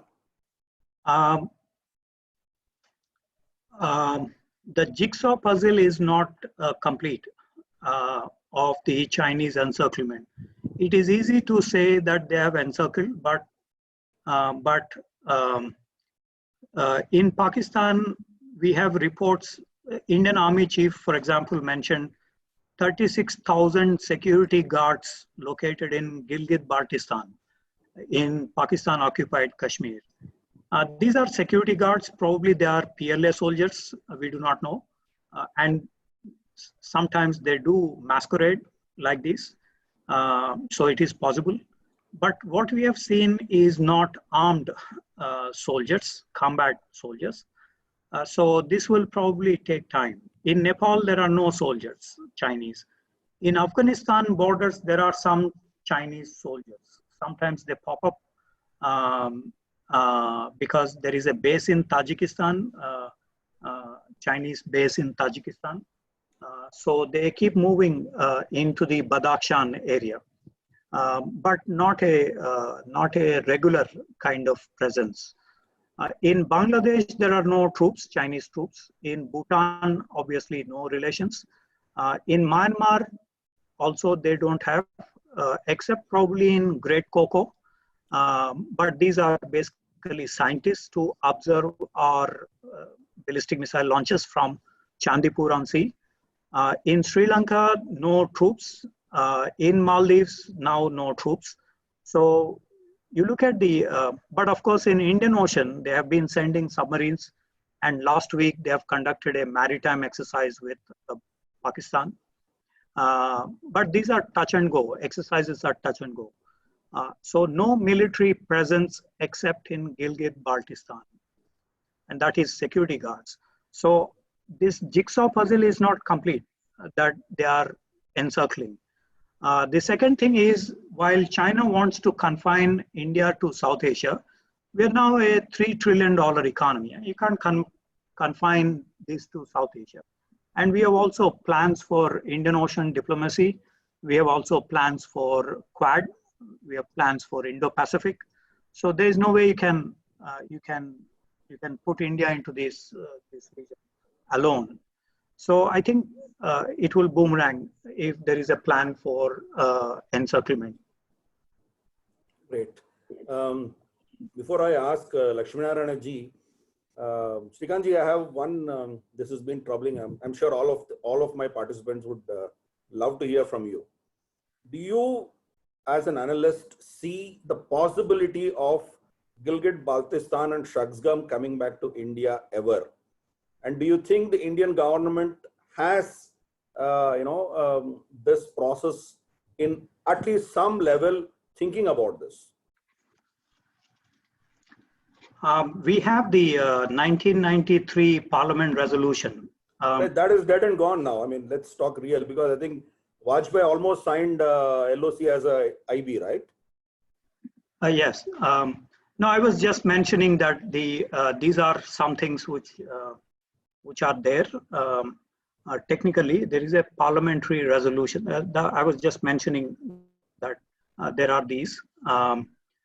It is basically as the current Army Chief General Narawane mentioned, if the Parliament gives us, we will do the job. So the political leadership needs to decide whether during LK Advani's time, that chance came up, but we did not cross the LOC, line of control. So we have to see, I mean, all things. Now, Pakistan used to say that for every move that India makes, we will use the nuclear weapon. And 4 conditions were mentioned in their general discourse. Although I have no expertise on Pakistan, but I wanted to just mention, they said if India attacks with conventional superiority and takes away any locality in Pakistan, then we will use nuclear weapon. If India gobbles up the space of Pakistan, we'll use nuclear weapons. So such 4 conditions are there. Long ago they have mentioned. I don't recollect all those 4 things. But even this is gone with Balakot. We have crossed that conditionalities with the Balakot strikes. So now the road is open. So it is a political decision that the government has to take. In the light of, I understand, sir. I mean, it's a political decision, but for the political leadership to take a decision, there is the PLA factor sitting in Gilgit, Baltistan. If it was just Pakistan, we could have taken a decision long back. The point is, now Pakistan is an extended territory of China. So that is the worry, especially with 30,000-40,000 odd foot soldiers of China sitting in GB. Do you think a political decision would backfire, boomerang on India? Sanaullah Baluch mentioned that Pakistan is China's colony. Of course, I don't agree with this. Colony means that the president, army chief has to get the salary from China. Pakistani army chief, Pakistani president, Pakistani prime minister should get the salaries from Beijing. I think that's what they're getting, sir. Their economy is gone. They're funding from China right now, right? Yeah. Well, I mean, jokingly we can say that, but not yet. Pakistan has not yet become the colony. I mean, not in realistic assessment. Jokes apart. Fine.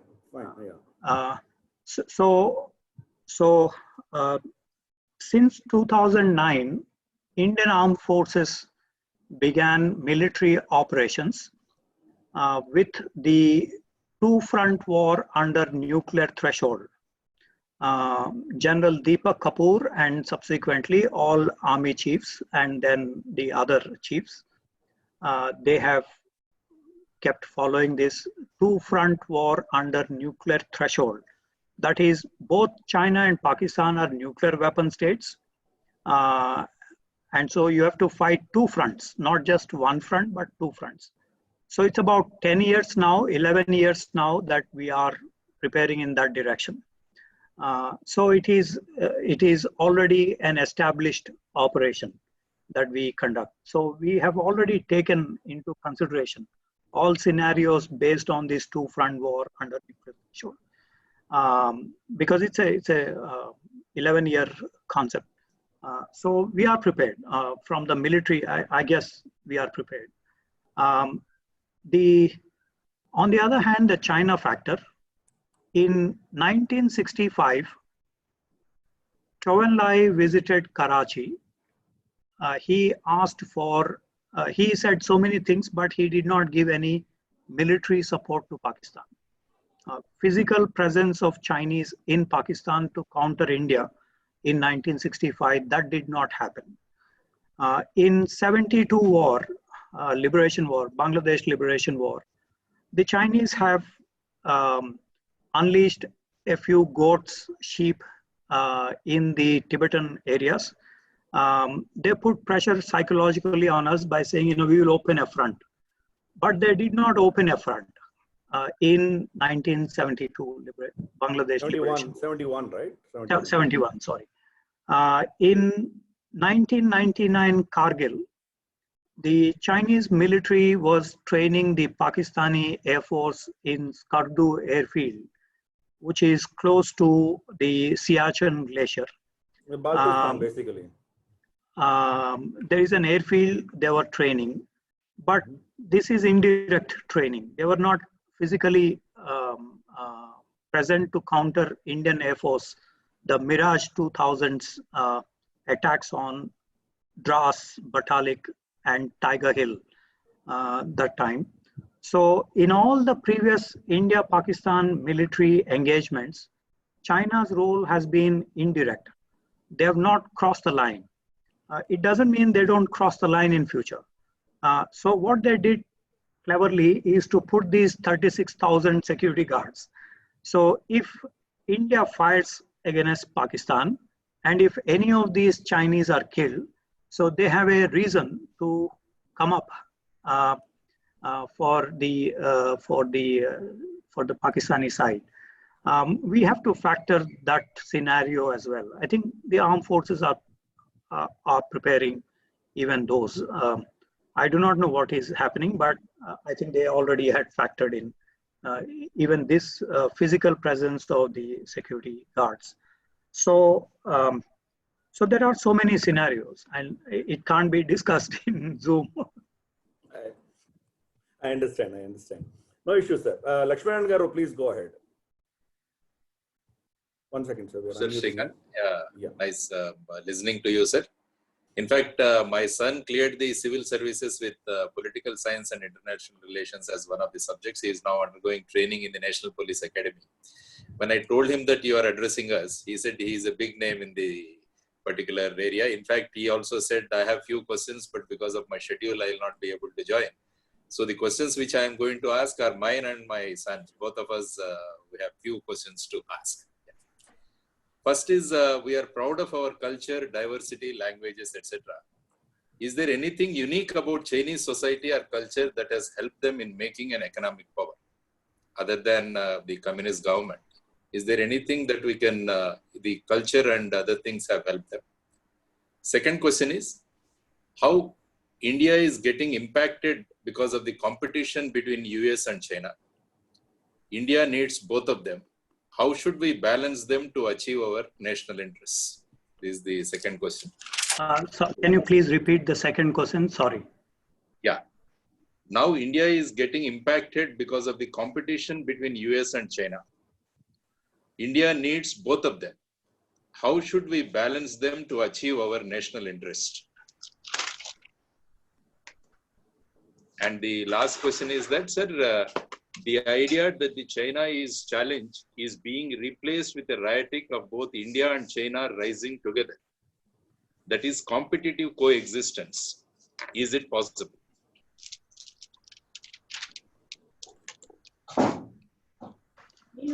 Thank you very much. Yes, sir. Is there any element in Chinese culture which promotes the economic development? Many of these. You may have heard about Max Weber speaking about the Protestantism and the capitalist ethic Yes. in the Western culture. In the Chinese culture, we see that Confucianism promotes a lot of savings. So Chinese have one of the largest savings in the world. Even they save more than Indians. I mean, we think we are the largest savers, but ours is about 33, 34% something.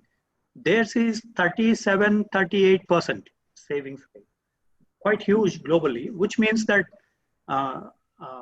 any government which wants to have a developmental program, you just have to borrow from people, from savings, from bank, borrowings, etc. So this is one which is part of their culture.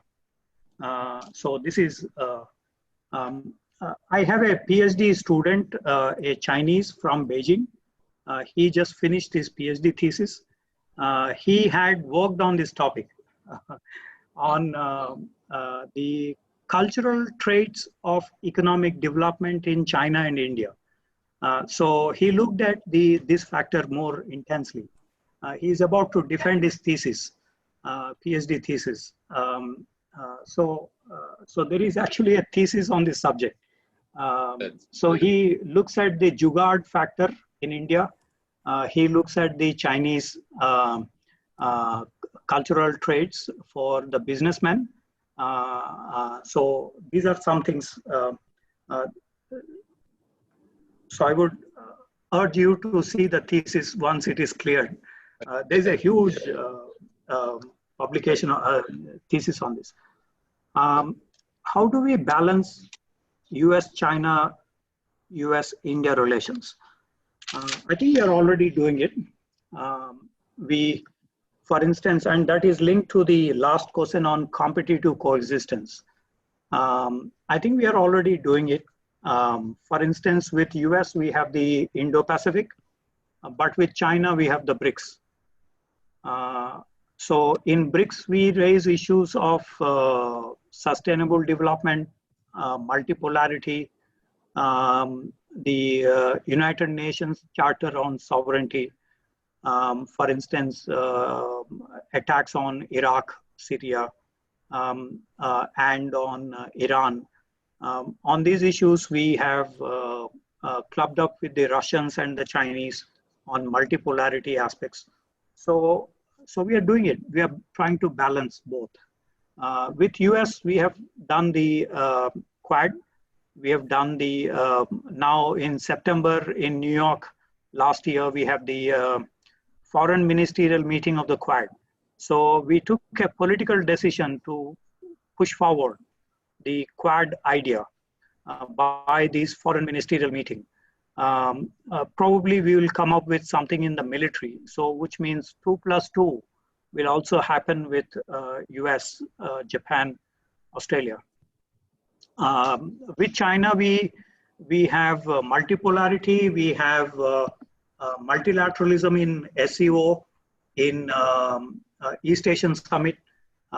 We have on IMF voting rights. We club up with the Chinese for the IMF voting rights related issue. We club up with the Chinese in G20. We club up with the Chinese in WTO. We club up with the Chinese in climate change issues, on equal but differentiated responsibilities on emissions against the Western developed societies. So I think we are balancing it already in this sphere. Yeah, so this is also again competitive kind of coexistence. We have a lot of elements of competition. We are trying to not rock the boat, but see stability prevails. Even on COVID-19, for example, there is, the Chinese requested us to say, please don't call this as Chinese virus. So the foreign ministry agreed because this is going to be a big issue, who is responsible.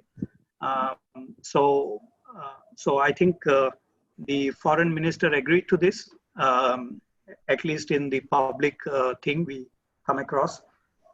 So there is some coordination with the Chinese on this. Yeah, thank you very much. Thank you. Thank you. Thank you, sir. Niranjanachari garu, please go ahead. Information about China and other related issues. There is a bilateral issues between India and China. that is border, water, and river flowing from China, and Dalai Lama issue. Is there any solution for this, or it may create serious problems to India in future? Can we, this is one. Second one is, can we expect solution in this BJP government? Third one, if any serious conflicts arises between India and China, why Russia will support to India? I noted the first. Can you please repeat the second? Sorry. Is there any solution for these bilateral issues? It may create serious problems to India in near future. That is the first one. Second one is, can we expect solutions in this BJP government? Third one is, if any serious conflicts arises between India and China, why Russia will support to India? On the last question on Russia, in 1962, the Russians helped us. Nothing much concrete, but diplomatically, it was very reassuring. Military support came from the US government with these 14 or 15 squadrons being cleared for the Air Force. So we do see the Russian support. Of course, today the situation changed. Russia and China are part of the BRI, Belt and Road Initiative, and also Putin had merged the Eurasian Economic Union with that of the BRI. So we have to see what would be the change. But after the Sochi meeting between Prime Minister Modi and President Putin, I think we are back on track with the Russian relations. Will the China-India relations become serious? We had during Doklam the seriousness almost reaching to the conflict levels. We kept our cool, but the Chinese were yelling out. Chinese were using 3 warfares: legal warfare, media warfare, psychological warfare. But we kept our cool, we just waited, and finally it fizzled out in our favor, the Doklam crisis. So there are conditions where such issues could become serious. But I think today we are prepared. The Uri surgical strike, the Doklam incident, the Balakot incident, these suggest we are now prepared for the National Security Advisor, Mr. Ajit Doval, in a Mumbai seminar, he said, we are now preparing for not below the belt or above the belt punching, but punching appropriately. I mean, that is very clear. So we are trying to see where appropriately we can punch. So that is, it's a very balanced thing. You have to really be mastering these, but that is what we are trying to do at the moment. Can we find any solutions in the current BJP government? Possible. I do think that we have, now what happened in India and China is there are 2 strong leaders. Unlike the coalition governments in the last 3 decades, from 84 to 2014, we now have a government which has a majority in the parliament. So it can pass resolutions. For example, the 370 article revocation happened in 27 hours. The Lok Sabha passed, the Rajya Sabha passed, and then the president gave the consent. Within 27 hours, the whole thing was over, right? So on a major issue like Kashmir, the whole thing has been resolved. So we can, if the parliament is involved, such as in the territorial dispute or in some other legislations, I think the solutions could be found. It's quite possible. Second is in terms of resolve. So we could, if the problems need resolve, then this is another area where we could find the space in this government. Okay, great. Next is Singham Lakshminarayana from Guntur. Sir, namaskar. Hello. చెప్పండి మన తెలుగు వారే ఆయన శ్రీకాంత్ గారు కూడా మన తెలుగు వారే నమస్కారం మామూలు తెలుగులో చెప్పొచ్చు yeah please go ahead yeah Sir, in post corona era, will India have an advantage over China, or at least to compensate that loss that which we are having all these years because of the loss? Because some countries are showing some sort of a favoritism, anti-China feelings. In what fields that we can do a better job to increase our GDP? Thank you very much. I think that's a very interesting question. There is a negative feeling across the globe on China. Of course, we are not campaigning for this, or we are not looking at this as an area. It basically depends on your own strength. You have to come out with your own strength rather than slinging mud on the other countries or others. So I think in the initial period of lockdown, we have saved lives till now. We did not go the Spain way or Italy way or the US way.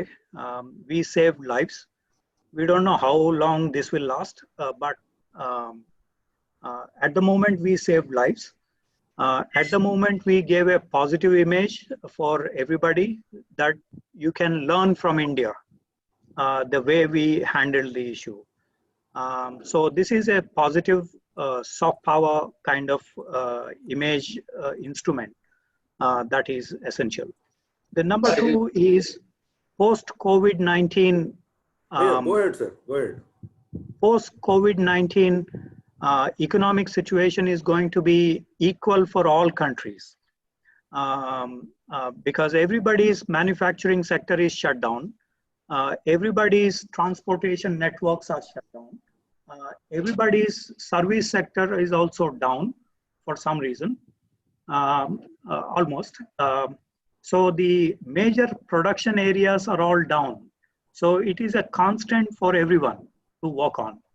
But if India also simultaneously work in this sector, I think we have the early advantage. Secondly, with the criticism on China and relocation of industries from China, as the Japanese, as the Americans, as other countries are saying, Samsung had closed down the production lines in China. They have set up a big factory in Noida, for example, in Uttar Pradesh. So if we take this advantage, if we communicate to the investors, if we move faster, this is an advantage for India. We are starting from fresh. We have no baggage, so we are starting afresh. So I think it's a huge advantage. In the Chinese case, there are so many conspiracy theories, whether they have bought up all the European shares, American shares, whether this is a bioweapon, whether this is related to 5G. They have a lot of baggage to clear at the moment, and it takes time for them to address these. So I think we have an advantage. We have to move faster. Great. Thank you, sir. Thank you very much. Thank you. Next is Mr. Hemant Batra.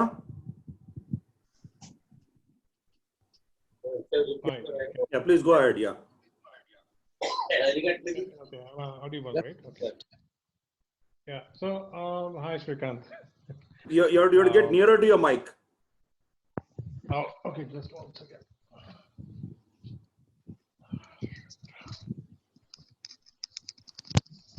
I was not having the mic.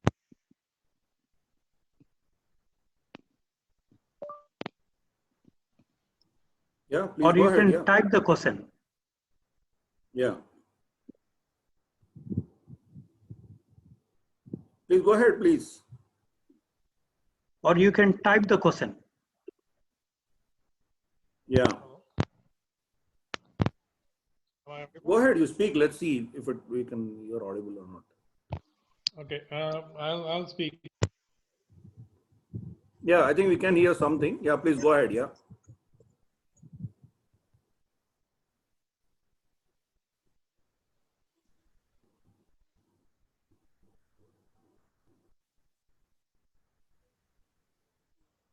Speak, sir.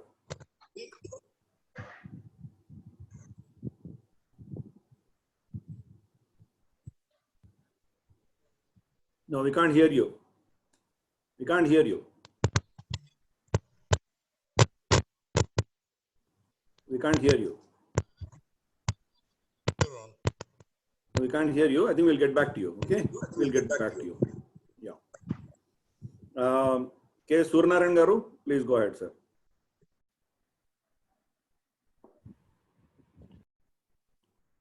It was really a good presentation and very useful information and knowledgeable one. Sir, only one or two questions I just want to ask. It's agreed as of now there may not be any military presence in Pakistan borders creation or Sri Lankan this one or the Myanmar this thing. But actually all the aids or whatever the money which they have given to them, definitely there is an agreement behind that. In case of an emergency, they want to occupy that place and utilize for the purpose for which they are thinking in that lines. Do you think we have any support which will come in case of such emergency, not only from US or Russia or from the third world countries? My second question is, sir, you see, we have any plans to to at least produce smaller things? Of course, total distancing from China may not be possible from the trade point of view and all that, but I feel that small things like pins, candles, or pencils, or like that, are also being purchased from China, which the India can definitely do it. Of course, the Make in India and Make in Progress and all that are there. Sir, what are your views on that? On the first question, will any third country come to rescue of India in any of these skirmishes in the neighborhood? No country will come because these are military skirmishes. You have to prepare on your own. And I think the Indian Armed Forces are preparing, especially in the neighborhood first policy. So I don't think the Americans will help or the Russians will help. Even with the military allies like Japan or South Korea, the Americans have put conditions. Supposing if the Japanese fire against the Chinese on Senkaku, the Americans don't come to the rescue of Japan. Likewise, in the military alliance between US and South Korea, it is contingent on North Korean actions on South Korea. So there is no clear mention when will a third country, even for military allies, and we are currently not military allies of the US. We have signed, of course, the LEMOA, the SISMOA in the communication, and we're going for the BECA, but these are simply not fully the military alliance. So don't expect a third country to help you. Whether we should manufacture these small items, I think one is cost advantage that has helped China, like the Japanese in 1960s and 70s. So it is the cost production factor. So some things need to be, small things need to be left to the international market. Okay, great. Let's try Hemantji once again. Let's see how it goes. Hemantji, go ahead. Yeah. Yeah. Hi, Srikanth. My question is, there are several companies from China in Noida into smartphone manufacturing. I think that's all they do in India. I don't think they have any other presence here. I just want to understand from you, looking at the conditions in China, while like the domestic Chinese market is also low now, they might prefer to sell Huawei phone and rather than Oppo, Vivo, and Xiaomi. In India, Oppo, Vivo, for example, have these kind of shares. These are just examples to understand how it's going to play out. Because Indian market will not pick up for another 6 months, how do you think Chinese investment, even though it's pretty low, even at a global level, how will this have an impact on the Chinese investments into India? They're only into smartphone manufacturing as such, which is not itself a big thing. And the anti-China sentiment as well. This is all my question. In the Chennai Connect and in the Wuhan meeting, informal summit meeting, there is the decision for exploring the markets and high-level mechanism to further the economic relations, especially in trade deficits and others. So in the last 2-3 months, the Chinese Chamber of Enterprises, which had some 20,000 members, some 18,000 members have gone to China for the Spring Festival. And the visa ban has been maintained by India. So you only have about 2,000 Chinese presence in India, especially in Delhi vicinity, NCT areas. Number one, the personnel has been depleted, but they have big plans. For instance, the fintech area that I just mentioned, $2 to $3 billion investment in this. Second is in the service sector, e-commerce platforms. Already there is the Alibaba entry, there is Tencent, there is the others. So this is an area where they are focusing on. The third area is automobile. For instance, Chang'an, which is like our Maruti Suzuki. Chang'an is planning to come in a big way in auto spares, automobile parts, and also in car segment, automobile segment.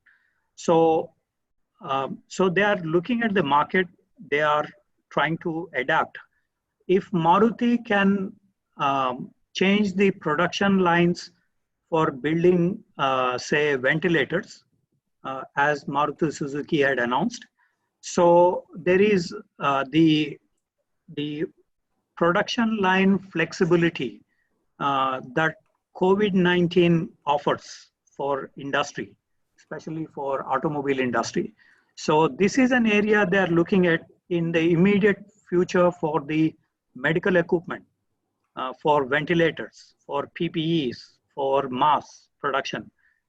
So this is an area, I think, for the next 12 months, this is going to be one area of focus of many of these companies. Either lock, stock, barrel sales in India or local production of these. So these are the two major areas that they are trying to look at. Of course, there is the substandard thing that they have supplied to Italy or Czech Republic or others. So this will take time for them to establish, to put their credibility for test. And so this is an area. But what we keep hearing here is these are the two areas, production line flexibility. And Chinese are very good in that. They can today manufacture a ceiling fan. Tomorrow they can manufacture a Ganesha Murti. So they're quite flexible on this. So very enterprising on that front. So we could probably see adopting to the current situation. But there is also a danger of overproduction in medical equipment by the next year. If the virus goes away, if we are able to tackle, then there is also a problem of this excess capacity being built, the production lines being changed. Okay. Mr. Sir Murthy Garu from Guntur.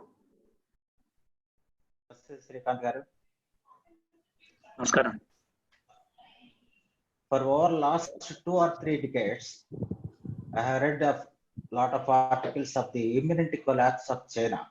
However, such collapse has not happened. And yet people continue to write about collapse. Where do we think the challenge is? Is Chinese political economic system very difficult to understand, or Chinese political and economic system constantly evolving at a rapid pace? Thank you. That is my doubt, sir. Yeah. Gordon Chang wrote this book, The Coming Collapse of China. So he identified the banking loans, creating the NPAs, and then the final collapse of China. Gordon Chang writes for the Forbes magazine, and last paragraph of every of his article says China is going to disintegrate. And he has been saying this for about 2 decades now. So that is what you have highlighted. So where does the strength or challenge lies in China? I think one is the flexibility that the Communist Party has adopted. Unlike the Soviet Union, the Soviet Communist Party, the Chinese Communist Party is more tuned into the ground reality. Let me explain this. The Communist Party begins a pilot project. So in one of the mandalams in Guntur, they will implement this process and in a few villages. So they will say XYZ are the lessons learned. And so we can implement this in the next 2 mandalams. And then they will learn lessons and then implement in the whole of Guntur district. And then see if these are positive. They will project this to whole of Andhra Pradesh. So that's how they start. They began reforms as well in this process by pilot projects, learning lessons from these and then implementing across the board. So this is one way of innovation in the Communist Party, unlike the Soviet Communist Party. So this is one I think is the beauty of the Chinese Communist Party. Number 2 is Americans till Obama helped China substantially. It's only during Trump that he is taking a different view, but only on tariffs, only on economic issues. All the other things are so far superficial. But he made a different departure compared to the other previous presidents from Nixon onwards. So the second major thing is American support to China, which is quite valuable for sustaining the Chinese system. So today, Trump, Pompeo, and others are attacking in different directions. And that's the reason why some say the Chinese also released this COVID-19. So it is again a conspiracy theory in order to address this issue of global balance. So this is, I think, the second main reason why they were able to click because of the American support. The third is, in general, the Chinese are very hardworking, like Indians. You give them enough space, enough infrastructure, enough scope, incentives. They are willing to give you, the best in terms of productivity. The per capita productivity is relatively higher. So I think it is a factor, population factor. What are the challenges? Challenges are, there are things that the Communist Party cannot handle, like the Uyghur factor, like the Tibetan factor, like the Taiwan factor, like the demonstrations on the streets, like the Gini coefficient, which is increasing, like also as Girdharji mentioned about the fault lines, which includes the for instance, regional autonomy in many provinces.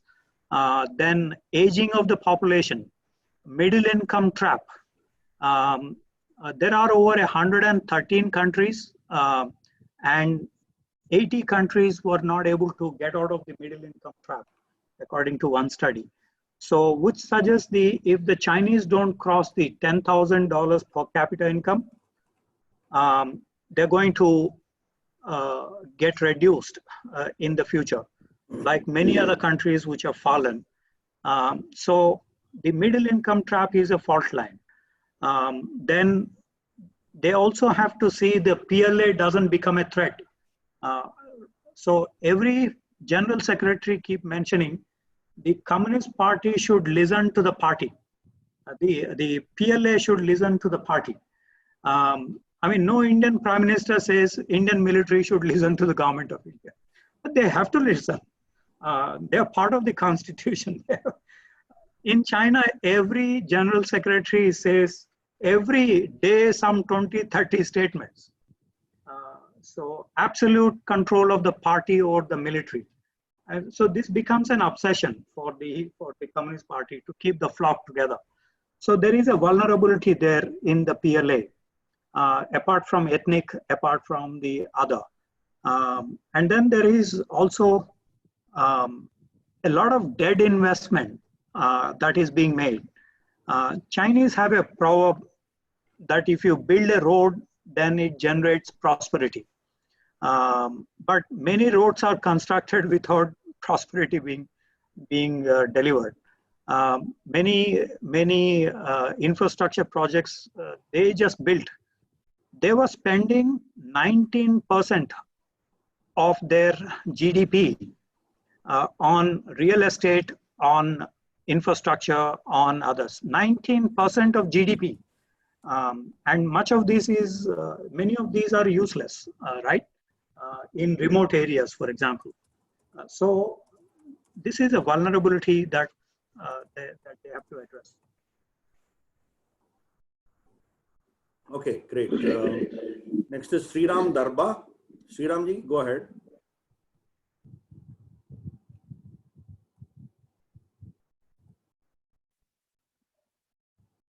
Hello, can you hear? Yeah, we can hear you. 1 second. I think you're muted. Now we can, yeah, go ahead, yeah. Yeah, can you hear? Mine is, my query is more of a culture. I always wondered, and from the news that we are hearing and the videos that we are watching these days, we always believe that Chinese are predominantly Buddhist, and Ahimsa Paramo Dharma is ascribed to Buddha. And how is that the food habits have been so violent, where the predominant ethos is the non-violence? And is there any connection with the food habits with this virus? I mean, in fact, we are attempting a research paper with a research scholar who is doing the PhD under me. Food is part of the culture, so I think we are probably crossing the line. Every society has their food habits. In the Chinese case, there is a philosophy that anything that moves can be eaten, except human beings. So they legitimize this by, and you have all kinds of things that are put on platter. So in other words, that's part of their culture. We can't say much about it unless until it becomes a problem for everybody else. If the bat or snake, mutation of the viruses, then we can probably blame if that is the case. But this is part of the culture, so we hardly have anything to say on that. It's a sensitive issue. Okay, sure.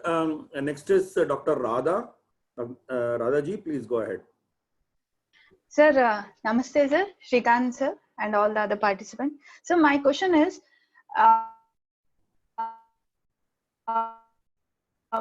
like post-COVID crisis, is it like back to nationalism? Because post-subprime crisis,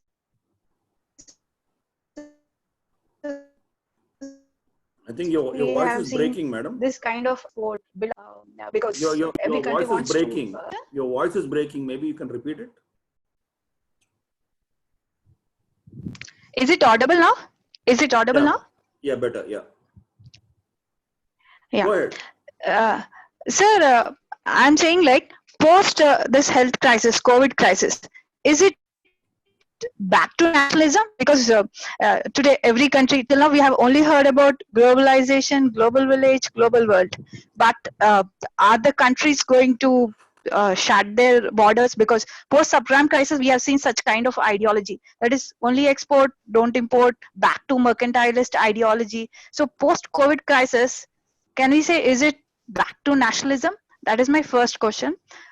Second one is like,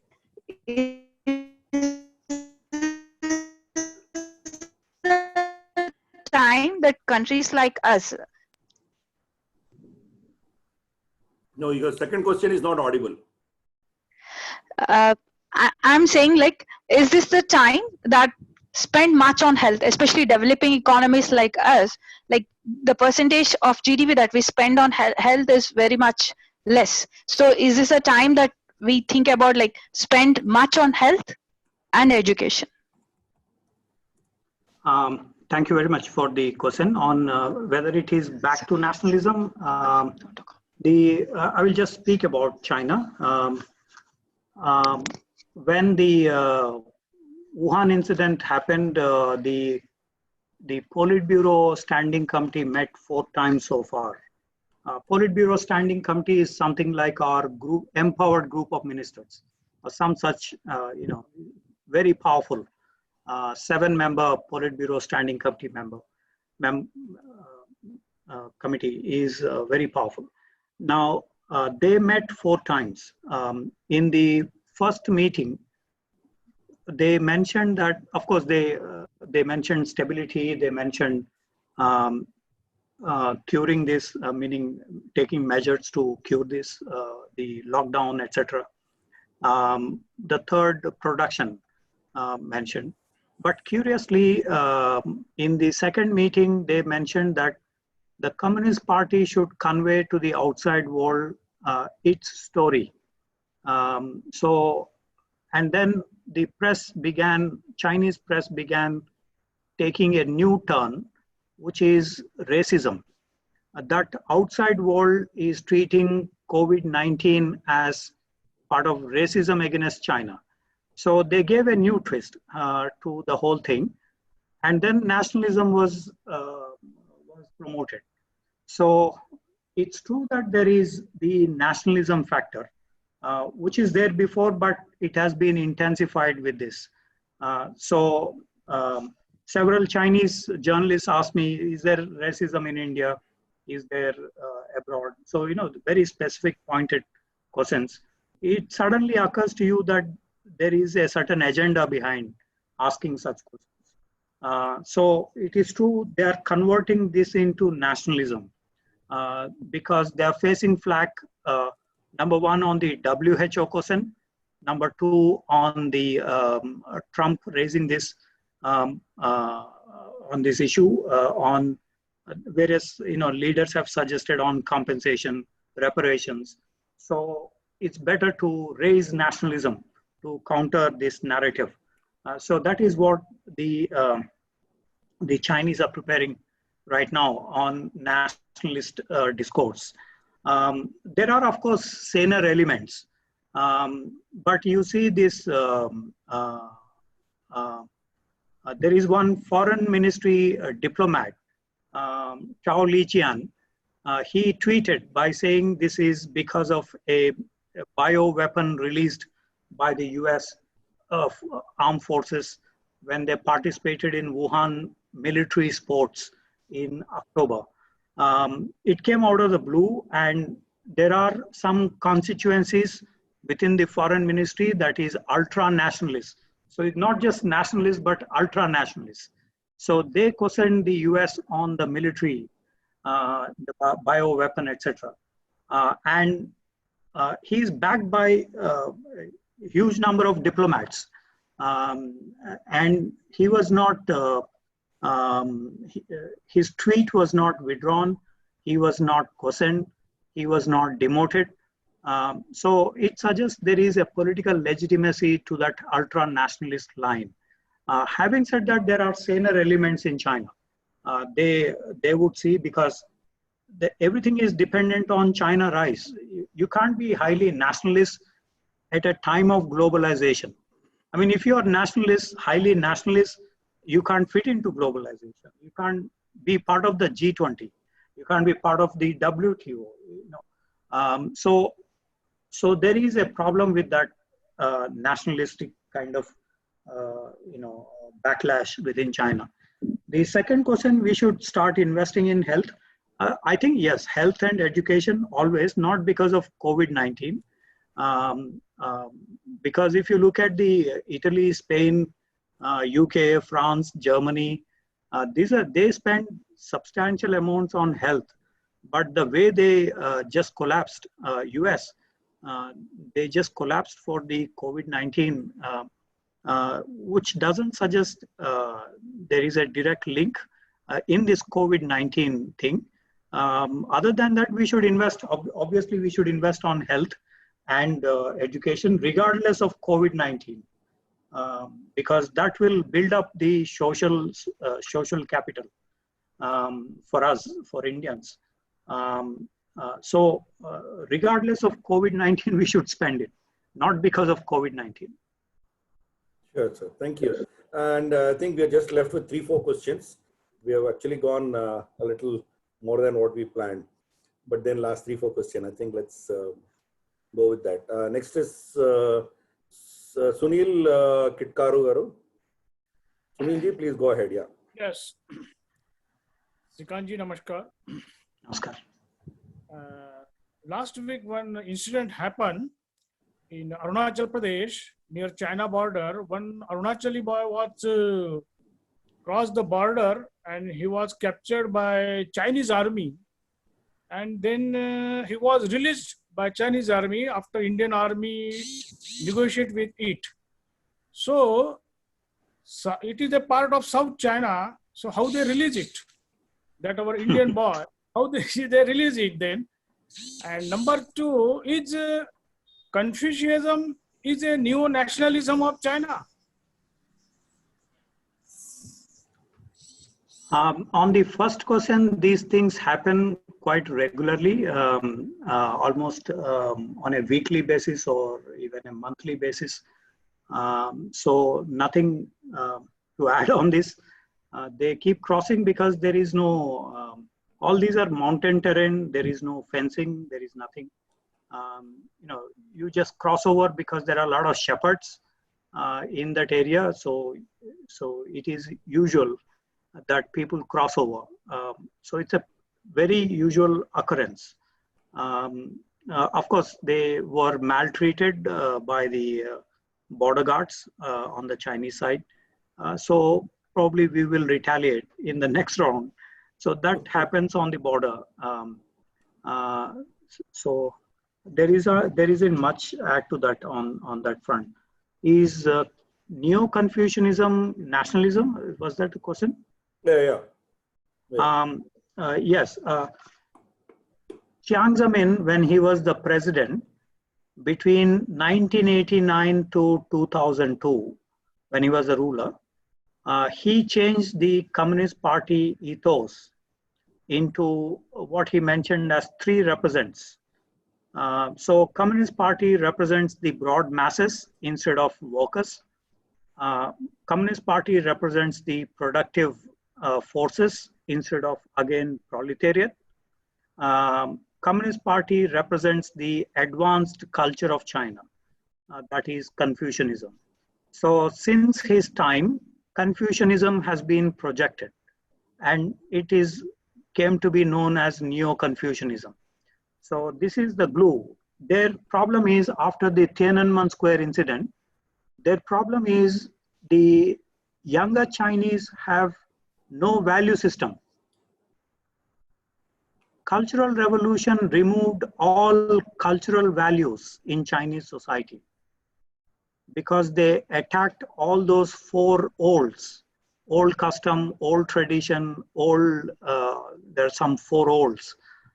So as a result, the Chinese mind is a clean slate. Even today, they don't understand what is good, what is bad, unless until someone tells them, the younger lot. So it is a clean slate. Chinese mind is a clean slate. Now they want to put nationalism into that brain. So that's what is happening. Okay, sure. Sridharji, please go ahead. One second. Yeah, please go ahead. Yeah. First question is regarding the border dispute. In 2008 August, Ramadhav Garu made a statement that on the eastern front of the border, India-China has resolved a large segment of the border is demarcated and resolved. But from then, I see no progress or no real statements from either NSA or from the foreign ministry or any from even Ram Madhavji. So what is happening here? Are Chinese fooling us with delaying tactics? Because a small country like Vietnam has similar problems like us, able to maintain the Chinese militarily, as well as they even made border pacts and they even got the occupiers back. So what is happening with our discussions, border dispute? This is first question. Second one is the way the China is dealing Islam, because Islam says that we will write Quran, which is like aligned to the values of Chinese nationalism, and they even say that Islam is a kind of a mental illness kind of thing. So we have to have a re-education camps. And after telling these things, doing all these things, again gets the support from Islam like Pakistan, Saudi Arabia, and Bangladesh in written letter to the UN. How this is happening? What is this irony? Thank you very much. Thank you. The status on the border dispute. We have 3,488 kilometers long border. And this is divided into eastern sector, middle sector, and the western sector. So in the eastern sector, there are 6 areas in dispute. In middle sector, there are 3 areas in dispute. And in the western sector, there are 8 areas in dispute. Now, middle sector, they suggested this is not a big dispute, so we can have, with just a discussion between officials there. They finally said middle sector is not very problematic. Let us resolve this. So there was some informal understanding on that front. And then the middle sector means Uttaranchal. Uttarakhand, yeah. Uttarakhand. There are 3 areas. One is Barahoti, Lipu Lake, and Chipkila. In these 3 areas. So basically, we have the ITBP, Indo-Tibetan Border Police. They have these outposts in 4 places, Rimkimla, Tingri, Tangrila, and 2 other places. So in these places, the Chinese said the ITBP should not carry weapons. They should not, come in combat. So that was agreed to because they decided it's fine. This is not a big dispute in this area. So let us resolve this because of the natural features and so on. And then they moved on to the western sector. Western sector has 8 areas. This includes Pankumso Lake, the Daulat Beg Oldie, where you had the Depsang Plains incident in 2013. Then in the Uttaranchal, Himachal borders, there is also the Chumar area. That is also in. Then So altogether about 8 areas, trigonometric heights, and so in all about 8 areas in Western sector. Is Aksai Chin not in the dispute? Now, after the 62 war, the Chinese have overrun all those areas and they have built up underground defense networks. So we have a disadvantage in that area because they are physically in control and with the military.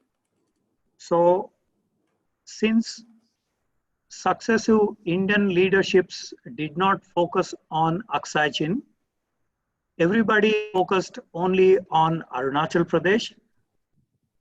We were in a disadvantageous position. For every statement that China made on Arunachal Pradesh, we did not retaliate by a statement on Aksai Chin. So we made a mistake on that front. For every visit any Chinese would make to Arunachal, to Aksai Chin, we should have highlighted this, we should have shouted, we should have done so many things, which we have not done. So what happened was we ignored the Aksai Chin. But any time the Dalai Lama visits Arunachal Pradesh, every time the president or the prime minister or the defense minister visits Arunachal Pradesh, the Chinese make a big noise. And we keep defending our visits to Arunachal Pradesh. But there is no statement so far on any Chinese visits to Aksai Chin.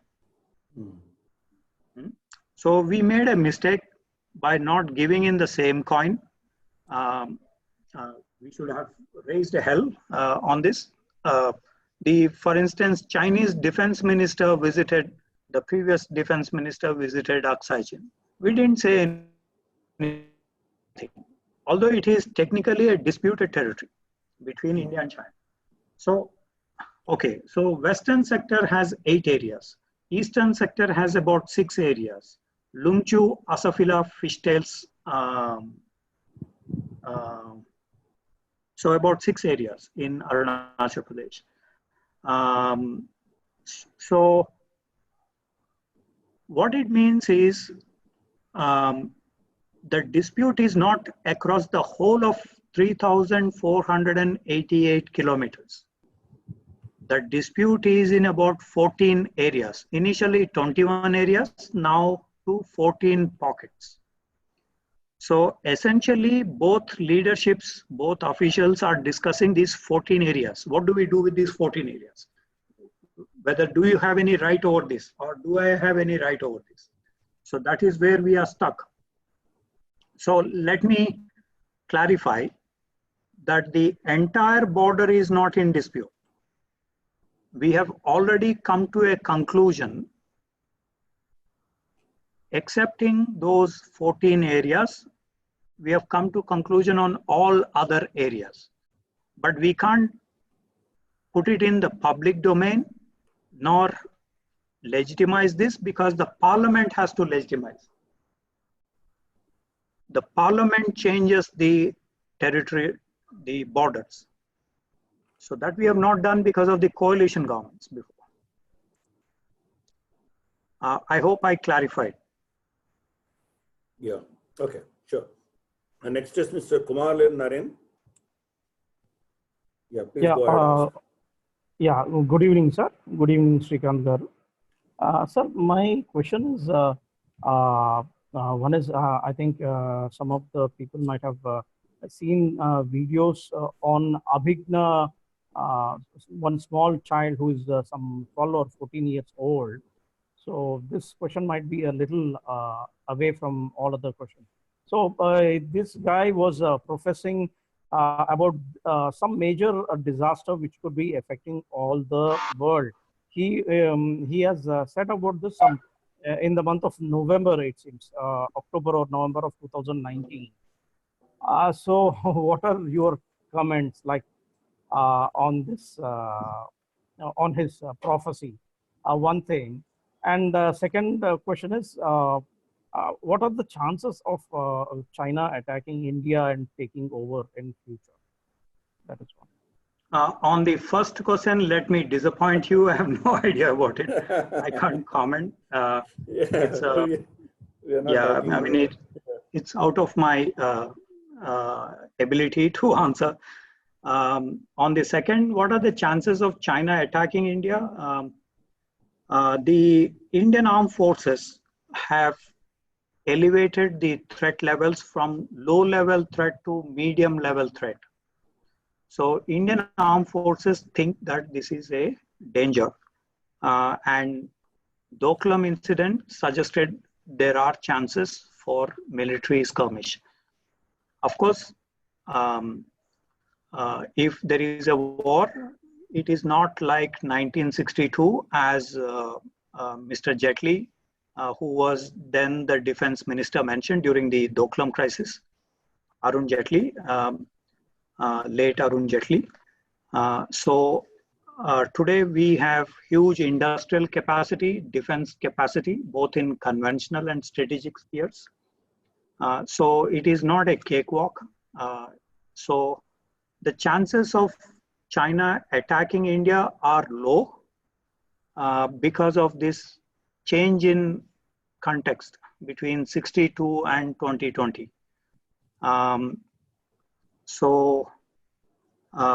But we could probably see hybrid threats, like the COVID-19, or in other non-traditional. For instance, some years ago, North India had a electricity grid collapse. The whole North India was blacked out. And today, China supplies 10% of Indian electricity generation. So there is a vulnerability in terms of the electricity generation. We are importing some 36,000 megawatt related power generator sets. So there is a hybrid or unconventional challenge. We have to secure these. Not that they will black out the whole of India, but so one has to be prepared for. I don't think we have a military threat from China. China has 4 or 5 enemies. Japan, to an extent, Taiwan, to an extent, Vietnam, Philippines, and then we come as challengers. So they have many, and the US. And some Chinese also think Russians could be a challenge in some contexts. So they have too many adversaries, while we have only 2 adversaries. So it is more comfortable for India to address. Okay, sure. Kamal Madisetti, please go ahead. One second. Yeah, now you can talk. Yeah. Yes, sir. Thank you, sir. Sir, my name is Kamal. I'm from Secunderabad, but otherwise work at ITCS Delhi. So my question is, how do you view the policies of China with respect to the development of strategic technologies, especially AI and other emerging technologies? And especially with respect to the applications of these, how will they sort of play out domestically in things like the social credit system, or how much of it will play out externally in geopolitics? That is an important subject. Mastering these strategic technologies, AI, robotics, drone technologies, automation, space technology, biotechnology. Since 1986, they have been working on these subjects, and space technology on these subjects, and there is a huge investment in these. Li Keqiang, the premier, announced a Made in China 2025 in 2015, and that became a bone of contention because China wants to capture 80% of its market for these made in China products. which means they are turning inwards. They want globalization to export, but for imports, they are shutting down the market. So this is a new trend which Trump administration took up and made it as a target, the Made in China 2025 as a target of the tariff wars. So it was very explicitly mentioned in the Trump policies on Made in China 2025. So today, of course, China is mastering these. They have not mentioned in public about Made in China in the last 1 year because of the tariff wars, but they actually are making preparations in this regard. In AI, AI has been used in Wuhan. Drone technology has been used in Wuhan. And space technology and 5G have also been used in Wuhan during the lockdown in remote medical applications. Medical, because of the intensity of the COVID-19, they have done the robotics, they have done the artificial intelligence for addressing this issue. So this is an issue which is in the uppermost and massive transformation. I just saw yesterday a paging-based delivery boys in e-commerce. You can also know the temperature of that person who is going to deliver the goods for you at home by these applications. So if his temperature is more than 37, you don't even allow him at your doorstep. So that's the kind of automation and technology use in the Chinese society. In general, they have achieved online transactions. You cannot survive in China without the online transactions. Simply not possible. And that's how they monitor as well. So social credit is also linked to this. And with facial recognition technologies, they are extensively using all these things to pin down the deviant behavior or others. Thank you, sir. We just got last 2 questions. Raviji, please go ahead and ask. Namaste. What we see China in India as their products only.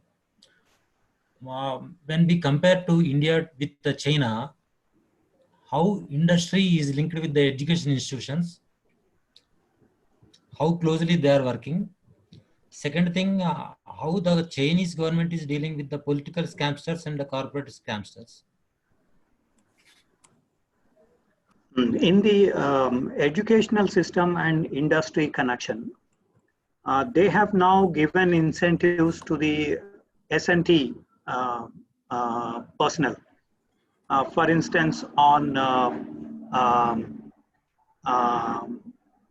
the R&D related efforts, patents generation. This is an obsession in Chinese universities today. How many patents do you have? That's the obsession. And some 6,000 to 7,000 patents a year. And that's a huge record. Of course, many of these are also fake.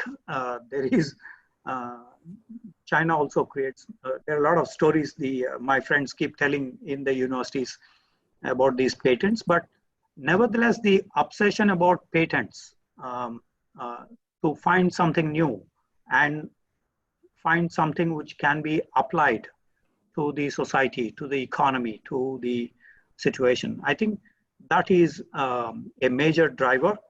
So they give a lot of incentives. For instance, for the Chinese students who graduated from American universities, they give you a land, 1 acre, 2 acre land. They give you some 20,000 renminbi for relocation charges. 20,000 renminbi is about 2 lakhs, 2 lakh rupees. So cash incentives. material incentives like the land given, so that you build a house or whatever. So many incentives are given for the returned students in order for them to return from US or Europe or Australia. So these are incentives given in conjunction with the university and industry promotion. That's a huge sector, and they do it religiously. And much of these relocation happened because of these incentives in the university or others. They are not involved in politics. In many of the university campuses in India, we have so much of politicking. So they don't get involved in this. So focusing on patents generation, etc. I think that's thing that we need to learn from the Chinese side as well. On the,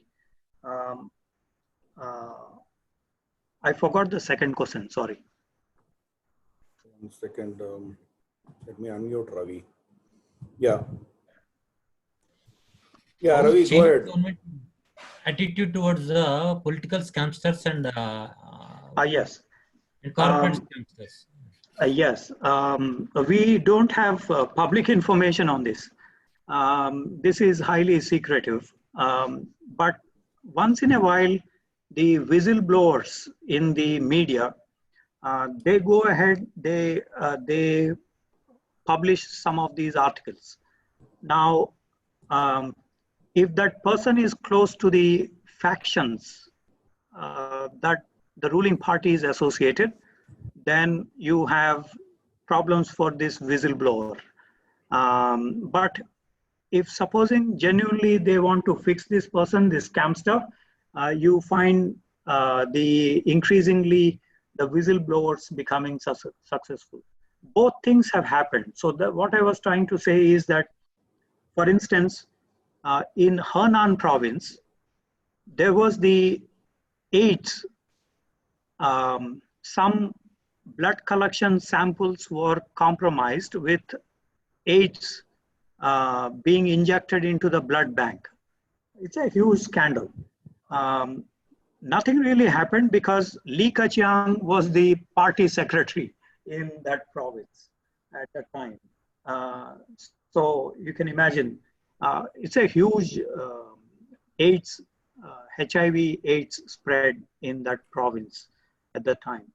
Then there is a scandal on melanin in the milk.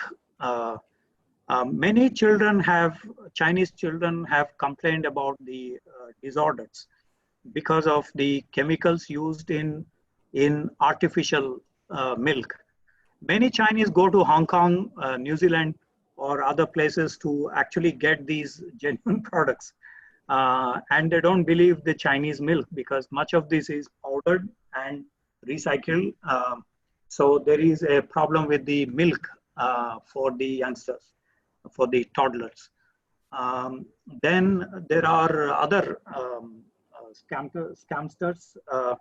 One way to address this is through the press. And many of these scamsters were brought to the public domain by Caixin Daily or by even established newspapers. But these are very rare because there are powers that be who wanted to, who also have some connections. So if the number of such cases are more, then the party loses legitimacy. That's where the catch. And hence there is some regulation. Okay, yeah, great. And we'll take the last question. Abhishek ji, please go ahead. Hello, am I audible? Yeah, you are, please. Namaste, Gilgit ji. Good evening, sir. How are you? We are all fine, yeah. My question is that there is so much debate around this COVID corona outbreak that the new world order will take place, the world order is going to be reshaped. So how do you place China in this new global order that will be coming post-corona crisis? Will China be at the gain or will China be at the loss? Because you see they are able to manage the crisis while the European states, America, another major populace still is struggling with it. So how do you place China if the New World Order is going to come up, and what is your take on that? Yeah, I think he spoke quite a bit about it. Maybe he can just sum it up. Yeah, please. Yeah. We don't know about the new order. We are saying post-COVID order, like post 9/11, post Cold War, post something. So, in order to address this, we need to know what was the old order or the existing order. Existing order is the liberal order. In 1945, you have the UN system, United Nations system with the Security Council. You have Bretton Woods institutions, IMF, World Bank. You have, of course, new institutions like G20, G7, so on. You have WTO as part of the economic order. You have alliances. The NATO has been in existence for over 70 years now.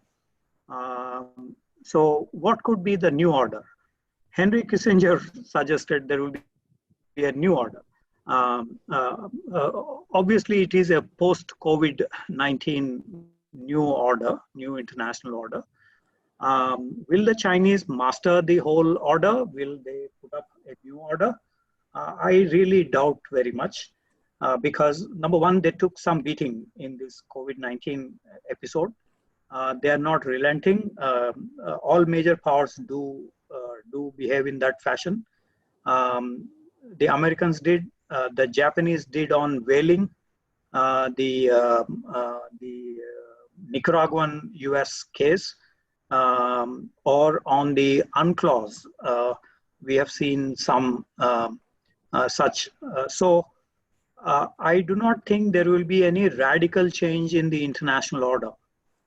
In the post-1945 order that is being in the place.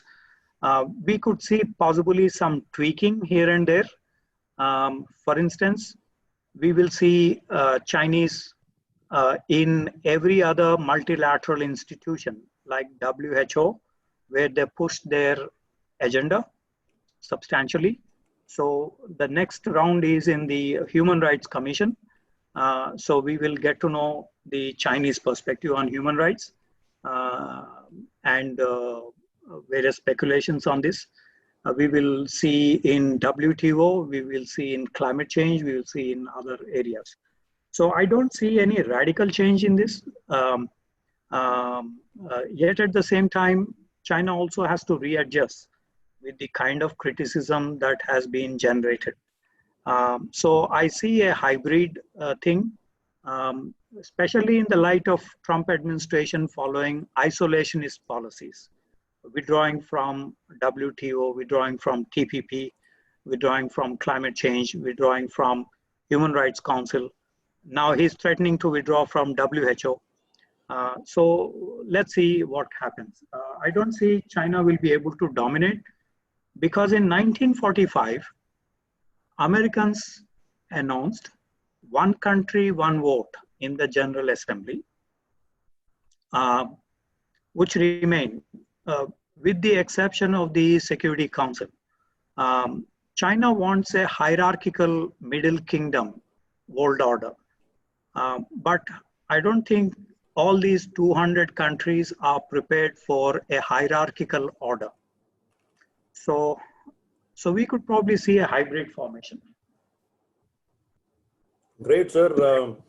That was an excellent presentation, but we have 3 hours and people are still, we still have 40 plus people on the call. That shows the kind of interest people had.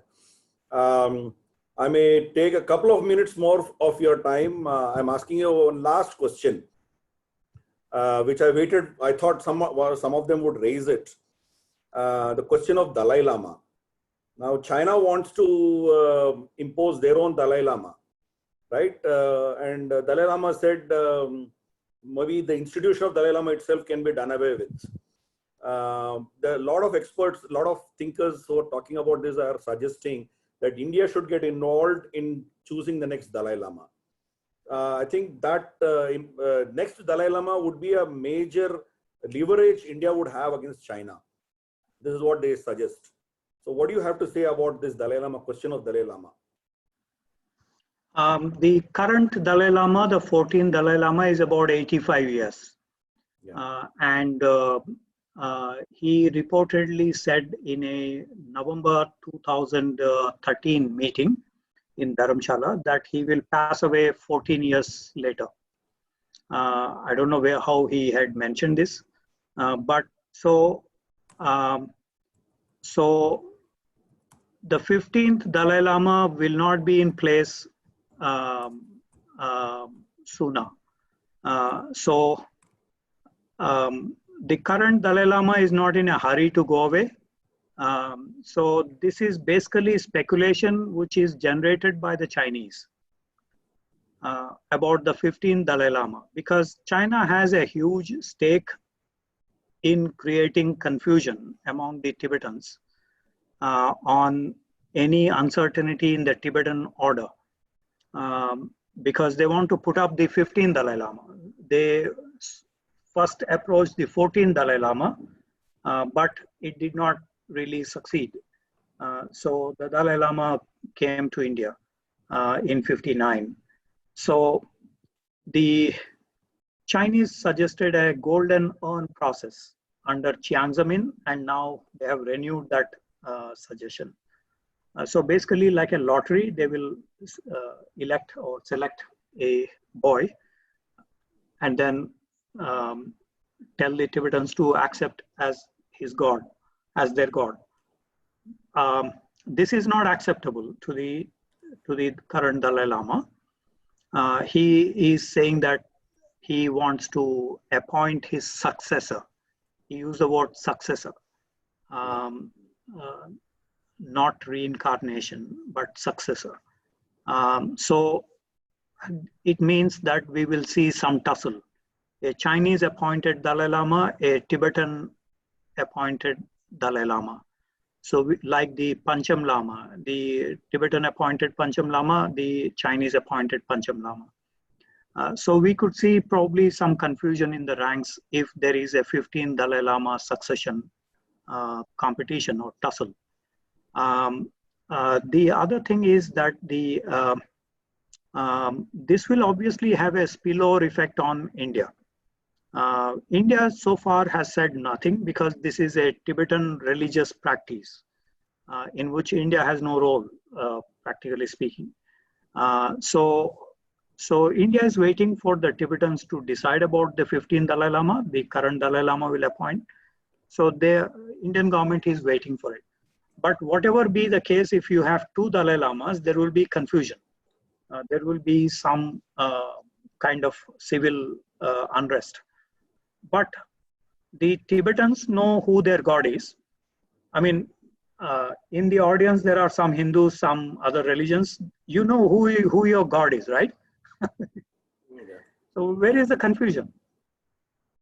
Okay. So for the Tibetans, there is no confusion. Having said that, the current Dalai Lama, what he did in 2014 was he tried to bifurcate the Dalai Lama institution. The Dalai Lama has two posts. One is he's a temporal head, that is, he's the king. The second is he's the god. So what he did was he gave the king position to the parliament in exile, to the Sikyong, the prime minister in exile. So the temporal duties of the Dalai Lama will be conducted by the prime minister in exile. And today the prime minister in exile is elected by 80% of the choices made by the Tibetans.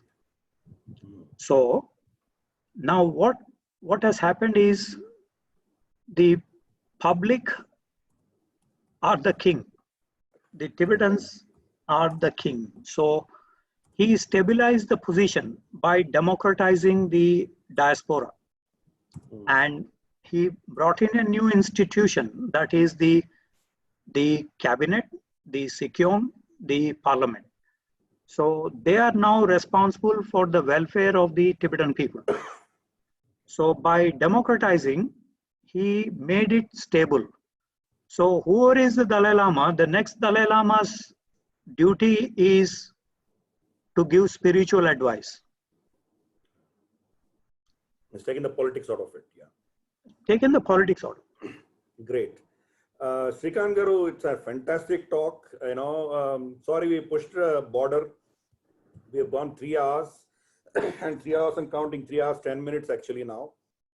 And thanks a lot for an excellent, talk. This is informative. In fact, Lakshminarayana Garu from Guntur is saying this is worth more than 10 to 15 books. I think the content that you have shared with us is awesome. There's lots of feedback already pouring in. Thank you so much. We are very grateful to your sparing time for this. And definitely we will come back to you maybe a few days from now once you have a little time to breathe.